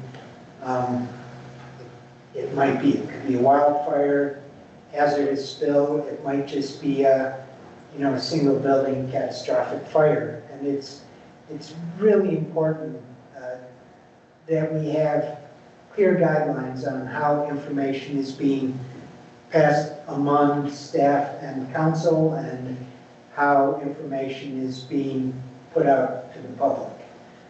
So we'll just talk about internally first. And I love this line I use, if an emergency can be anticipated. But they can. If you have a wildfire nearby, a wildfire down at Hoosier Pass, that's slow going, it's an emergency that can be anticipated, will impact us. Forecasted blizzard. If we hear any information like that, I will reach out to all of you by phone and email as early and often as possible. Depending on the type of emergency, if it's a wildfire where we can't necessarily foresee the end of it, that's a different response than a blizzard where we know we're just shut down for a couple of days. Depending on the emergency, we'll work on a response and communications plan specific to that situation. if a council member or staff member receives information from outside sources, not communicate from me, that's wonderful. We all have our different people, but just make sure that that information is passed back up the line from whoever you heard from, so it eventually reaches me. So we know we're all operating out of the same playbook. We all have the same information. We're not saying things that might be wrong that someone else already knows the correct answer to. So I guess the first thing is communicate early and often, going up and down to me. If it's not anticipated, a wildfire that starts here, a crime situation like the active shooter type of situation, I'll call the mayor and all staff and council members if possible. This call might be coming from, I might just be able to reach the mayor and ask him to reach out to the council members, because I can see in a situation like this, I might have a much more active role in the actual emergency response. So same sort of issue though, if you get information from outside this tree, please make sure you pass it back up the tree. Internal communications are easy.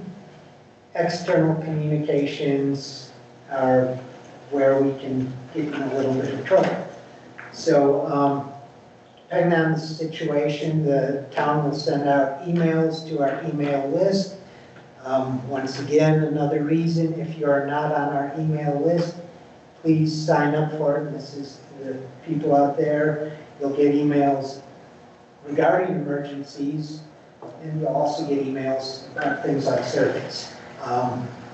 Sign up for our email list, pay attention to our town website, and we'll post on whatever social media we can if there is an emergency. As you heard the sheriff, right now he's very much relying on pre-evacuation, and that's important early communications.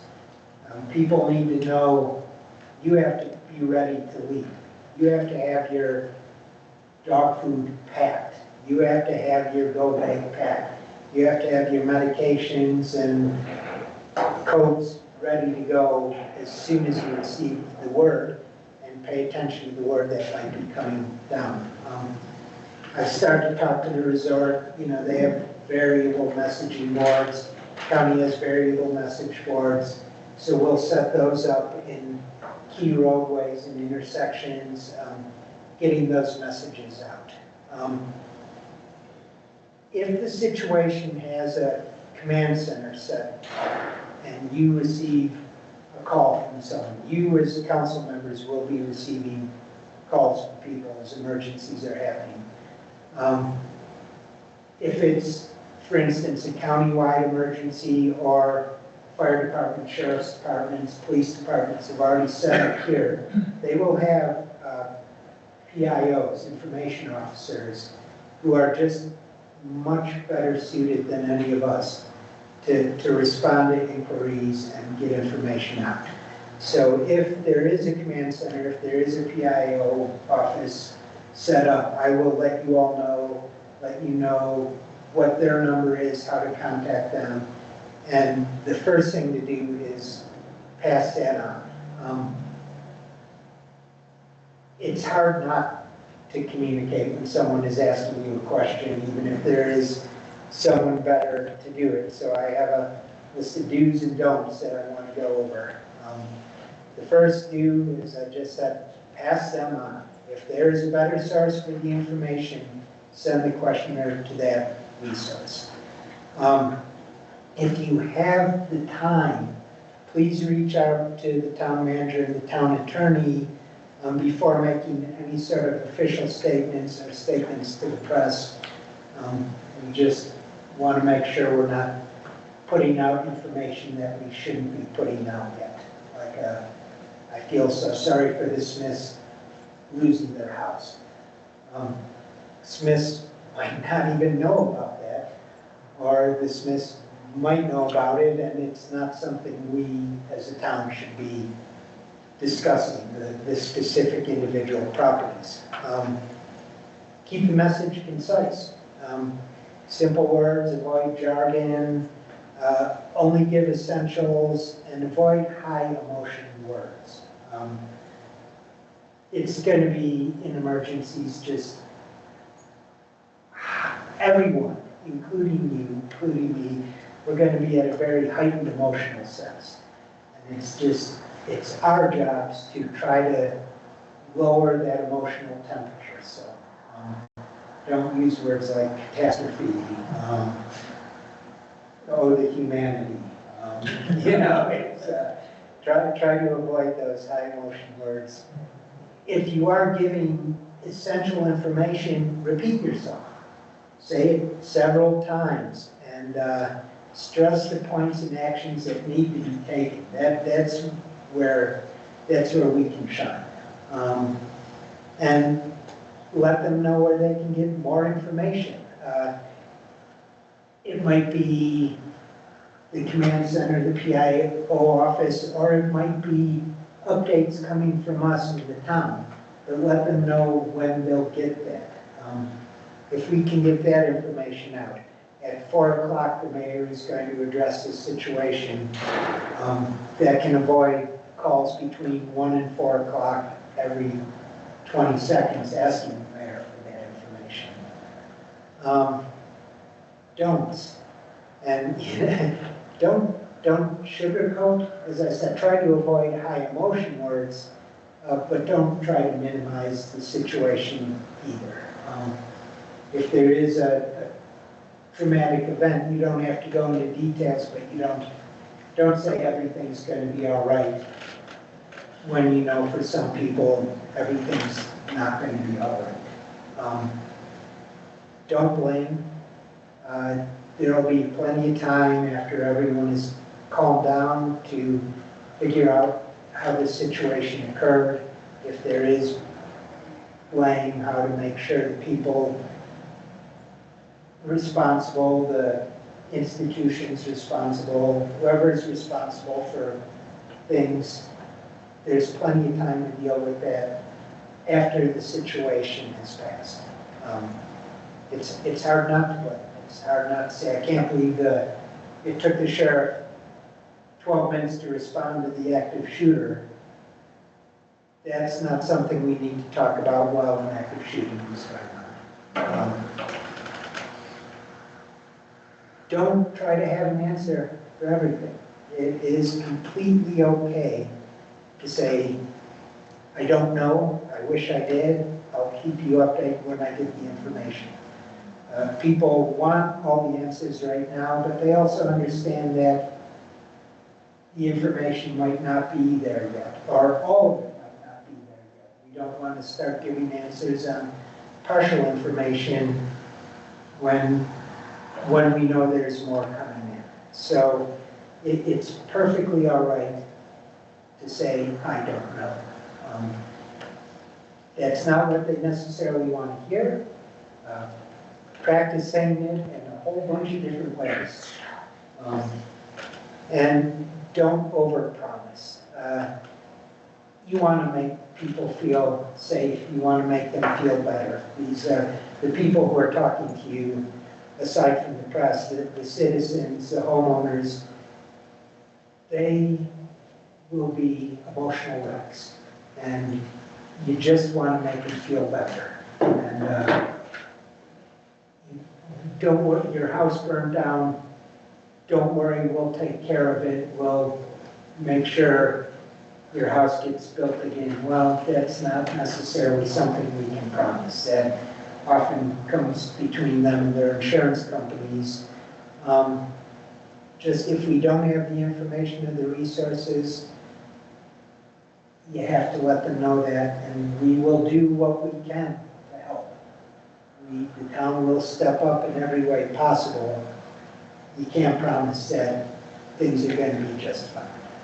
And that's, a lot of this is from my personal experience with the East Troublesome fire. But I also did some more research and, I found out that the lessons I learned have been learned by other people out there too. And it's just important that we offer support, we direct them to where they need to go, and we just try to place that calm face on what's not a calm situation whatsoever. Councilmember Davis? I know that we have repeatedly asked people for their email addresses. Are there any more proactive ways we can start collecting more emails? And I don't have the answer. I mean, when we have people sign in, I'm assuming we requested. Any thoughts from anyone? I mean, the more people, and by this I'm talking about anyone that owns property, lives in Keystone, are there more proactive ways we can get access so we can send information? Well, And I'm not criticizing, I'm just asking. And I really don't know. Gabby's put together a list of all the contacts we can get for HOAs. We'll reach out to the HOAs, and they probably have much more detailed contact lists for their members. But they can't share it. If she needs any help, I can certainly help with that. And I think and the other thing that we might want to do is make contact with Keystone's administrative people, because they have really good access to email blasts for at least the Keystone ones. I don't know for like Summit Cove or some of the others, but that's a great thought. Councilmember Corbett? For a lot of critical communication, unless you're going to get people signed up for something like SC alerts or the equivalent, which we could do, certainly create a mass text and geofence texting. That is something you can access and people can voluntarily sign up for. Email is not always the best way to communicate in urgent situations. Often people are not checking them, particularly the farther you are either direction from being a Gen X or a millennial, you're not checking your email. But I'm saying an emergency that the email is not going to go to. What I'm saying is you can either push out information by ways that people can't ignore, that's text messages, or people will come looking for information and you can be at the place where they're coming to look. And that's generally some sort of social media. And that brings me to the last point, which is that's assuming all of those things work. And in my experience, when you get a really big bad incident, our comm network will go down. Your cell phone won't work, or it will work intermittently. There are prioritization networks that might be worth the town's consideration, such as the AT&T FirstNet system. All it is a cell phone. Instead of being on AT&T, you were subscribing to FirstNet, which is AT&T priority. If anyone is a fellow user of like a second-tier cell phone company, they don't own the networks, but they're on, say, the Verizon network or whatever, you certainly know what it means to be a second-class subscriber. Well, these are zero-tier options. So in healthcare, in fire, EMS, the hospital has probably about 30 of these phones, so that when everyone and their mother's brother is on the phone because something terrible has happened, they're trying to get updates, and half the cell phone towers have been knocked out, these are the traffic that gets prioritized, and it might be worth at least some of the town getting that. And any of us would qualify, any of us could individually sign up your own personal cell phone on that, and the rates aren't terrible because you're in town government. So healthcare, EMS, first responders, government would give us that measurement. So that's just some information I wanted to put out there. If you want to have communications in a disaster, relying on the traditional means is not always the best. I was not aware of those types of programs, but I'll look into that. Certainly, all the council members and staff, we can increase our supplement stipend to make sure we're all signed up. Councilmember Kerr. John, thank you for that. I think your advice is sound, it's timely, and I regret that as you were talking, I knew that you were sharing real authentic lessons learned from that troublesome fire. So thank you for doing that. But when you partner your comments with the sheriff's comments, I think this underscores exactly what Aaron is talking about. We need some better emergency ways to contact people. So he alluded to the pull communication and the push communication. I would like us to look into some of these alert systems that are possible, but the very basic and very simple immediate step we can continue to take, because I know it exists, is to not only continue to push to all our citizens the Facebook site, but to make sure that we post not a whole lot, but regular enough that people in town consider that an established, reliable source of information. Because if something happens at 11 o'clock at night and you're all in your beds, if you're early, go to bed people, you don't have to come into the post, into the, wherever we are, the town hall. You don't have to mess with email bunches. You just post something on the Facebook site. It's not the only, and Aaron is right in saying that cell phone towers can go down, but it's probably the first thing people look at. So even if all we're saying is there's an emergency, go to the county Facebook site. That gives them more confidence in us as well. Thank you very much for this. Any other questions or comments? Yeah. So one of the things that we all went through as municipal attorneys when COVID happened is we had to figure out how to act in emergency situations and figure out how to respond to issues without being able to have council meetings. So one of the things that you can do as a next step or as an additional step is considering adopting an ordinance which would allow council or allow certain actions to be taken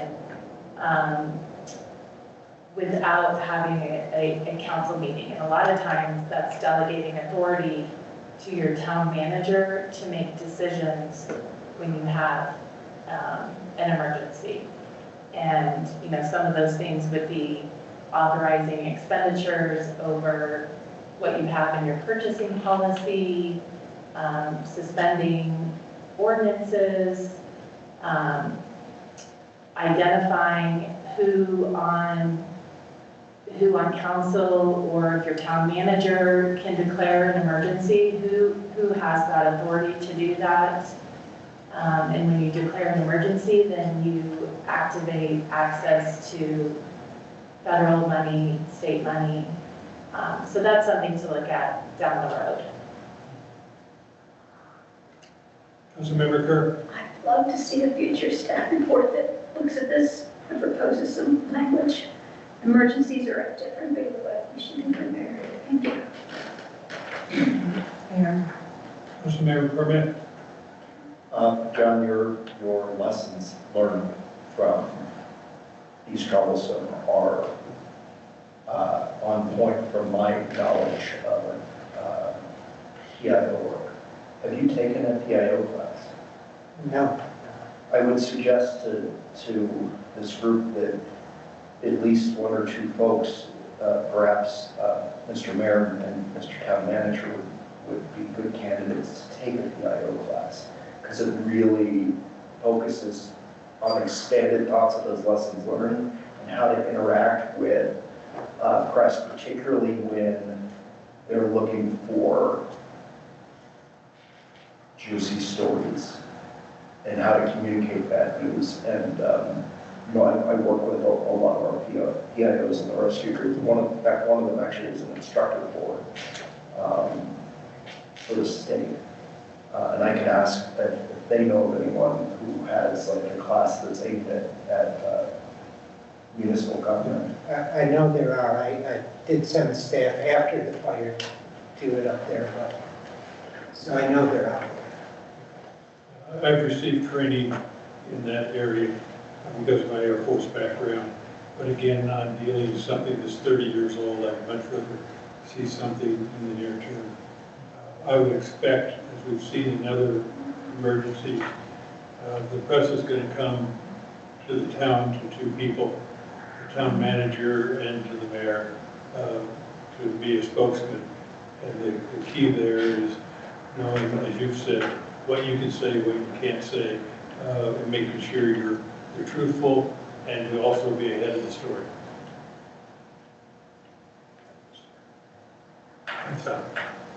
Anything else? It's now So we have, One more. 10 minutes after 6.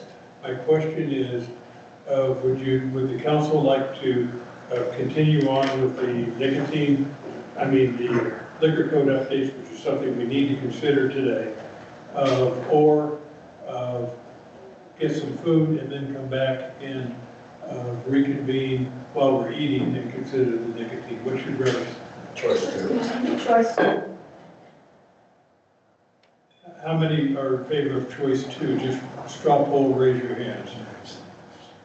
How many are in favor of continuing? All right, I guess it's choice 2. No, I'd like you to come back by 6:30,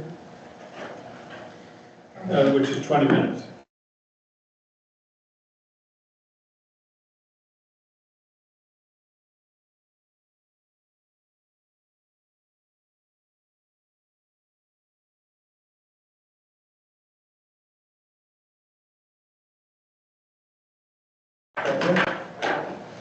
Six. All right.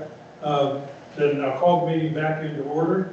And the next item on the agenda for the work session is the liquor license changes.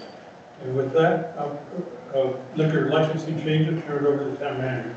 and I will pass this off to our counter, Madeline Stevens. All right, Town Council, we have a proposed ordinance that is on the consent agenda this evening regarding changes to the town liquor code. There's two primary pieces of this. First is in relation to optional premise permits. When we adopted the town liquor code, we adopted language for optional premise licenses, which are their own standalone licenses, but we did not adopt language regarding optional premise permits, which are attached to hotel and restaurant licenses. And there are these licenses in the town of Keystone right now that we've inherited from Summit County.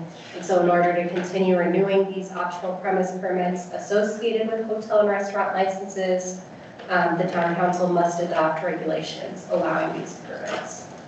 The second piece is related to special event permits, and it's allowing the local licensing authority to approve the special event permits on their own without also sending it to the state for approval.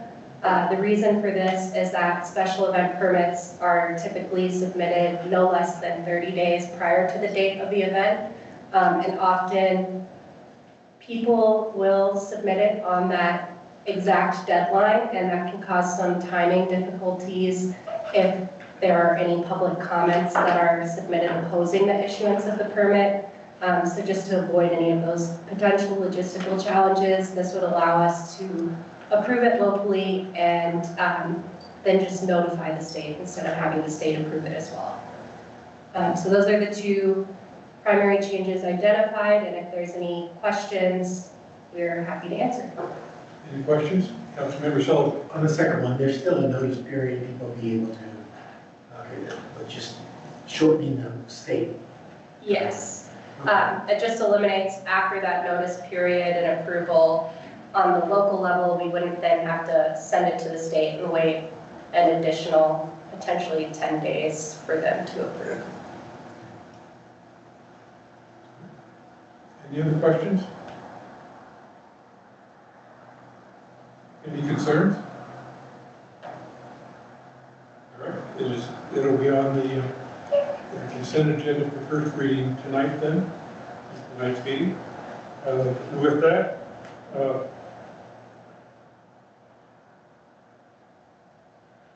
we have 15 minutes to the start of the council meeting.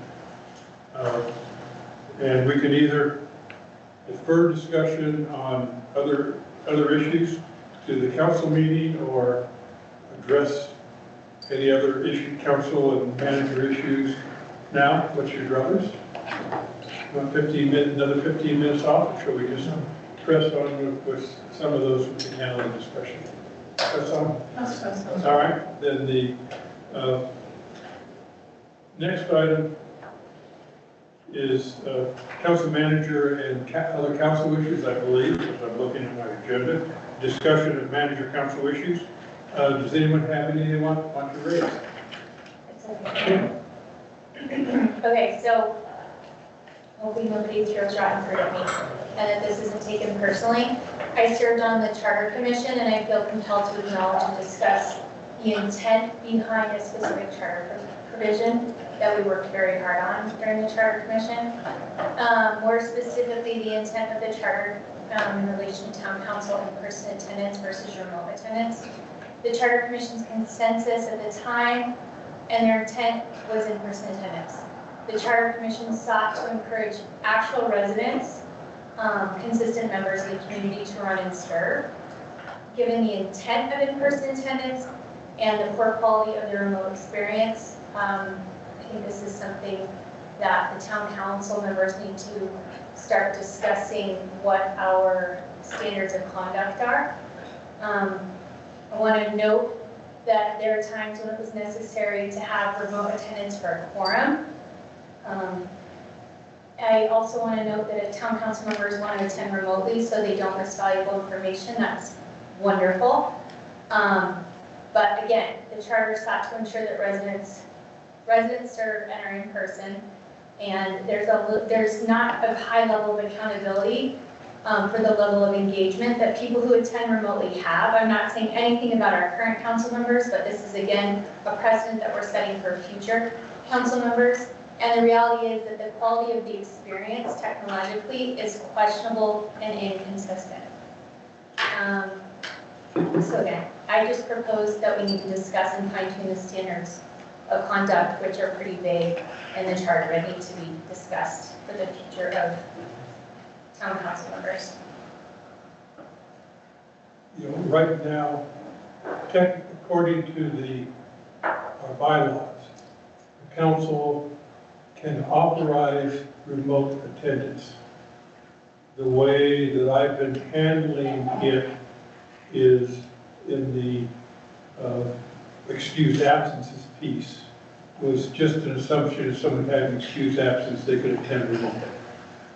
And the question is, I think Councilmember Vista is raising, is do we want to continue in that manner, or do we want to have a separate action by the council that would handle that authorization, which would probably be and the authorization would probably be for things like maintaining quorum or where you needed that extra member attendance to accomplish a council action. So that's, I think, what Councilmember Vista is raising the question, and the question is, what do we want to do? What are your thoughts? Councilmember Parmet. I think that there's been quite a few technological issues that we've been slowly working on and improving, and hopefully that has improved the experience. I don't think we have a lot of remote attendance. I don't see it as a problem, except if we were to stop further improvements to the technological side of things to make it a functional experience when it occurs. Councilmember Davis. I'm in contact with someone that attends every one of our council meetings virtually, and you can, half the time you cannot hear or see. So I don't think we have worked out the technological issues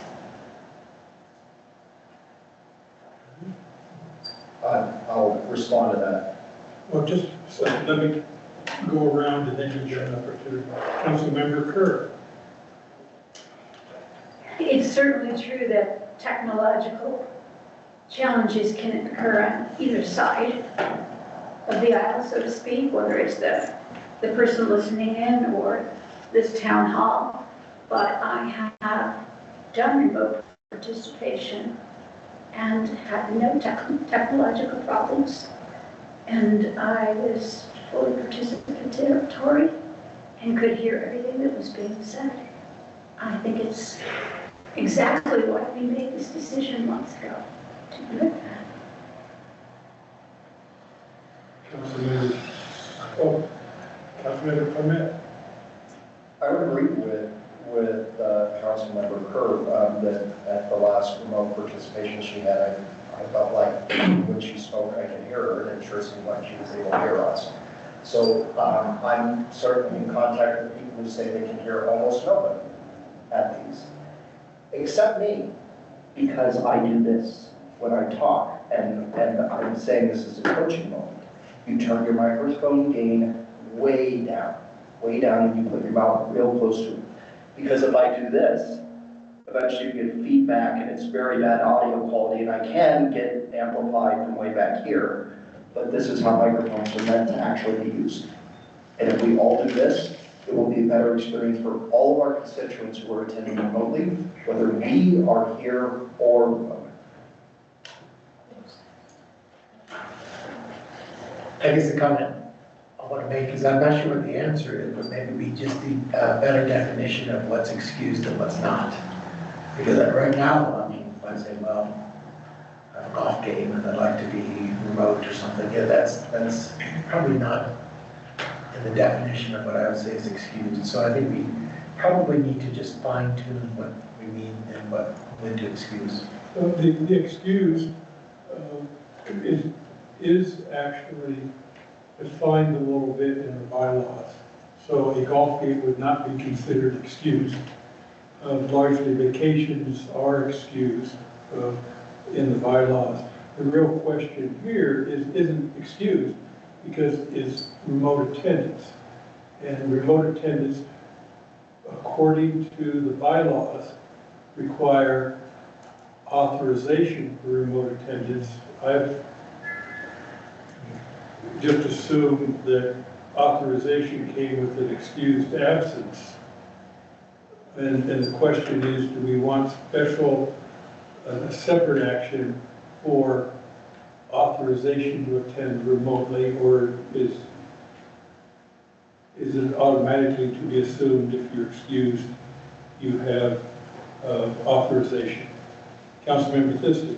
I guess, and going back to the discussion about precedent and the original intent, the concern would be surrounding a future, of mine personally, would be if it's a future town council member who's not a resident, who somehow meets the minimum resident qualifications by changing their voter registration, applies to run for a position, and then actually lives in another place, and so for every single meeting attends remotely. That goes against what the original intent of the Charter Commission was. The original intent of the Charter Commission to require in-person attendance related to ensuring that people who apply and are voted in to serve on town council actually live here. So this is a different situation than Carol's situation. This has to do with long-term candidates for town council and who's serving our town. Councilmember Permit. I completely agree that's the intent. I would tend to think that as the mayor pointed out, because remote attendance would have to be approved, that the rest of the council would not tolerate that and not approve it, right? But we have to have standards of conduct in order to enforce that, is my entire point. Otherwise, it's completely subjective. I see that point, that you don't want it to be arbitrary. I don't. But we're using an egregious example in order to illustrate the need for a standard. So it sounds like you could set a fairly loose standard in order to meet the spirit. Would that be accurate? Absolutely.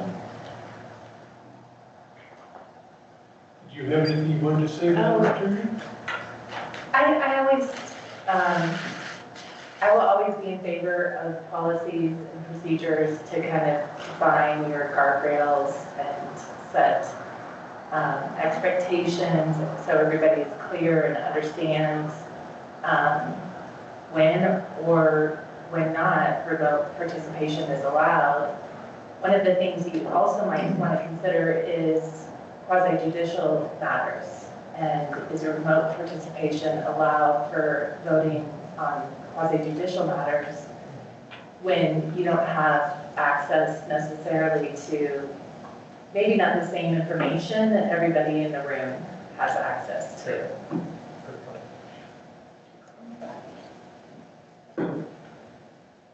Give an example of what that information might be. So that would be, you have somebody with the land use application, you have the applicant come and provide testimony and evidence to town council, then you have residents of the community that are upset about, don't want that application. I mean, you have body language and all of that the person who is attending remotely may not be able to see in the same manner as somebody who's attending in person. Perhaps you have a diagram, a whiteboard or something like that, an illustration that is shown, and the person who's remote can't see that in the same way. You know, as judges on quasi-judicial matters, think about if your judge on a criminal trial was attending remote, you would think that that would, yeah. I mean, certainly there's trials now where parties and their attorneys are attending remotely. But my concern is in your example, which is completely valid, if you do have a solution to appropriately record non-technological visuals, like someone bringing in a big piece of paper, then how do we accurately record that for the record as required? That's a question for you. And how would we honor our constituents and the recorded record for our constituents who are attending online, who would be forming opinions based on what they could see and hear? If we don't have the technology to be able to capture a visual, then we should have it.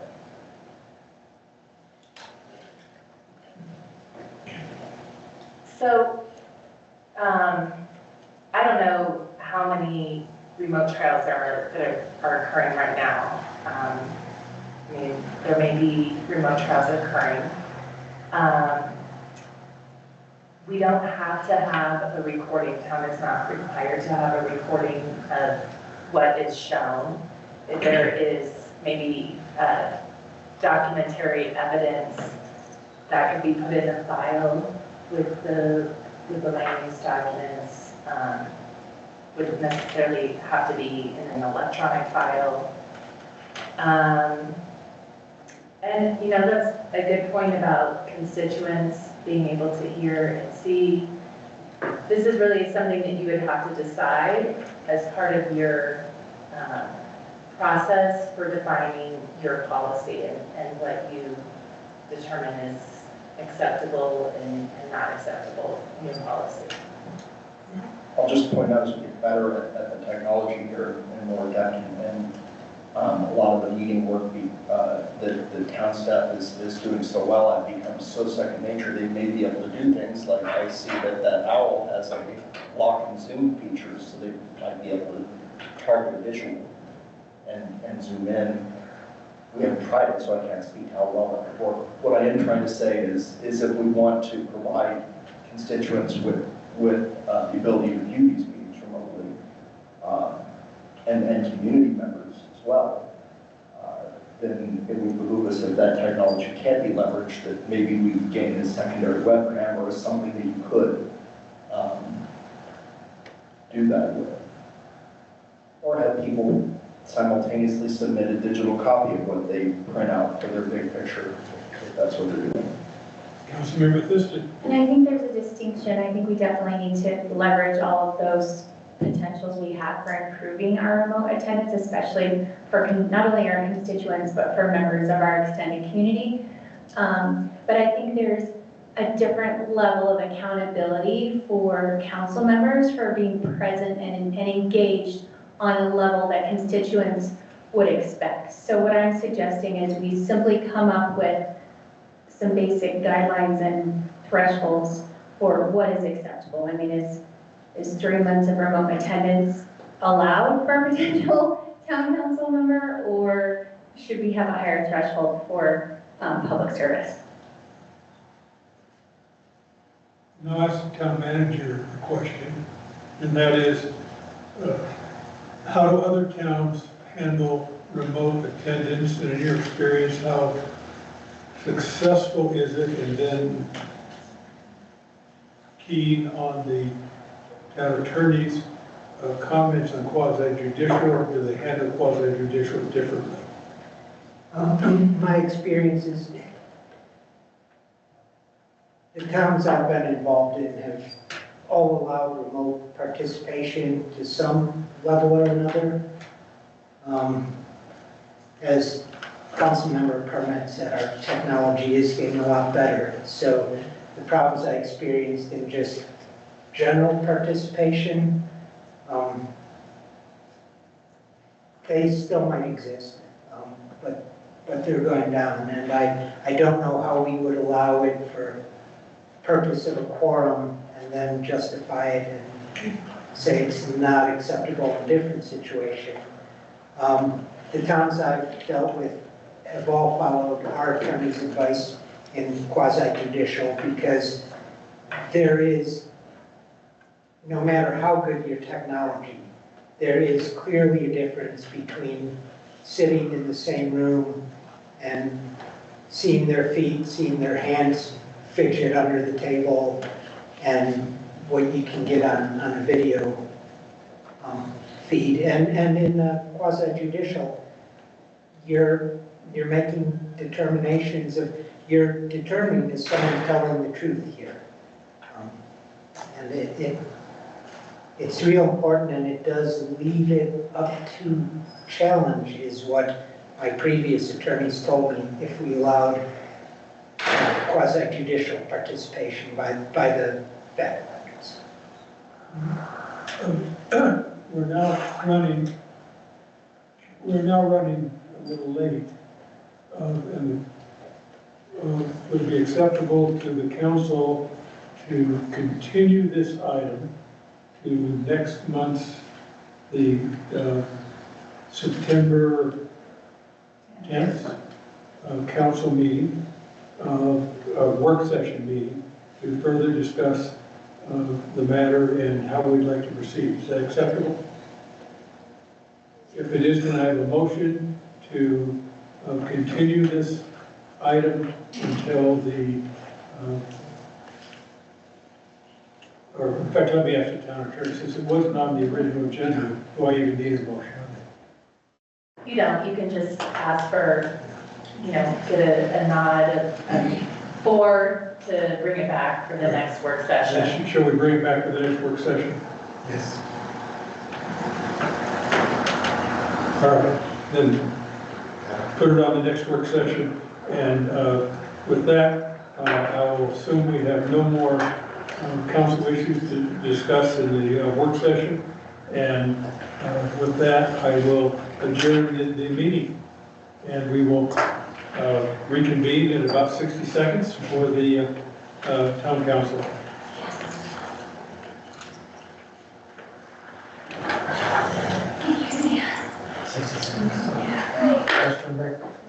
Be fast. Okay, I'll try.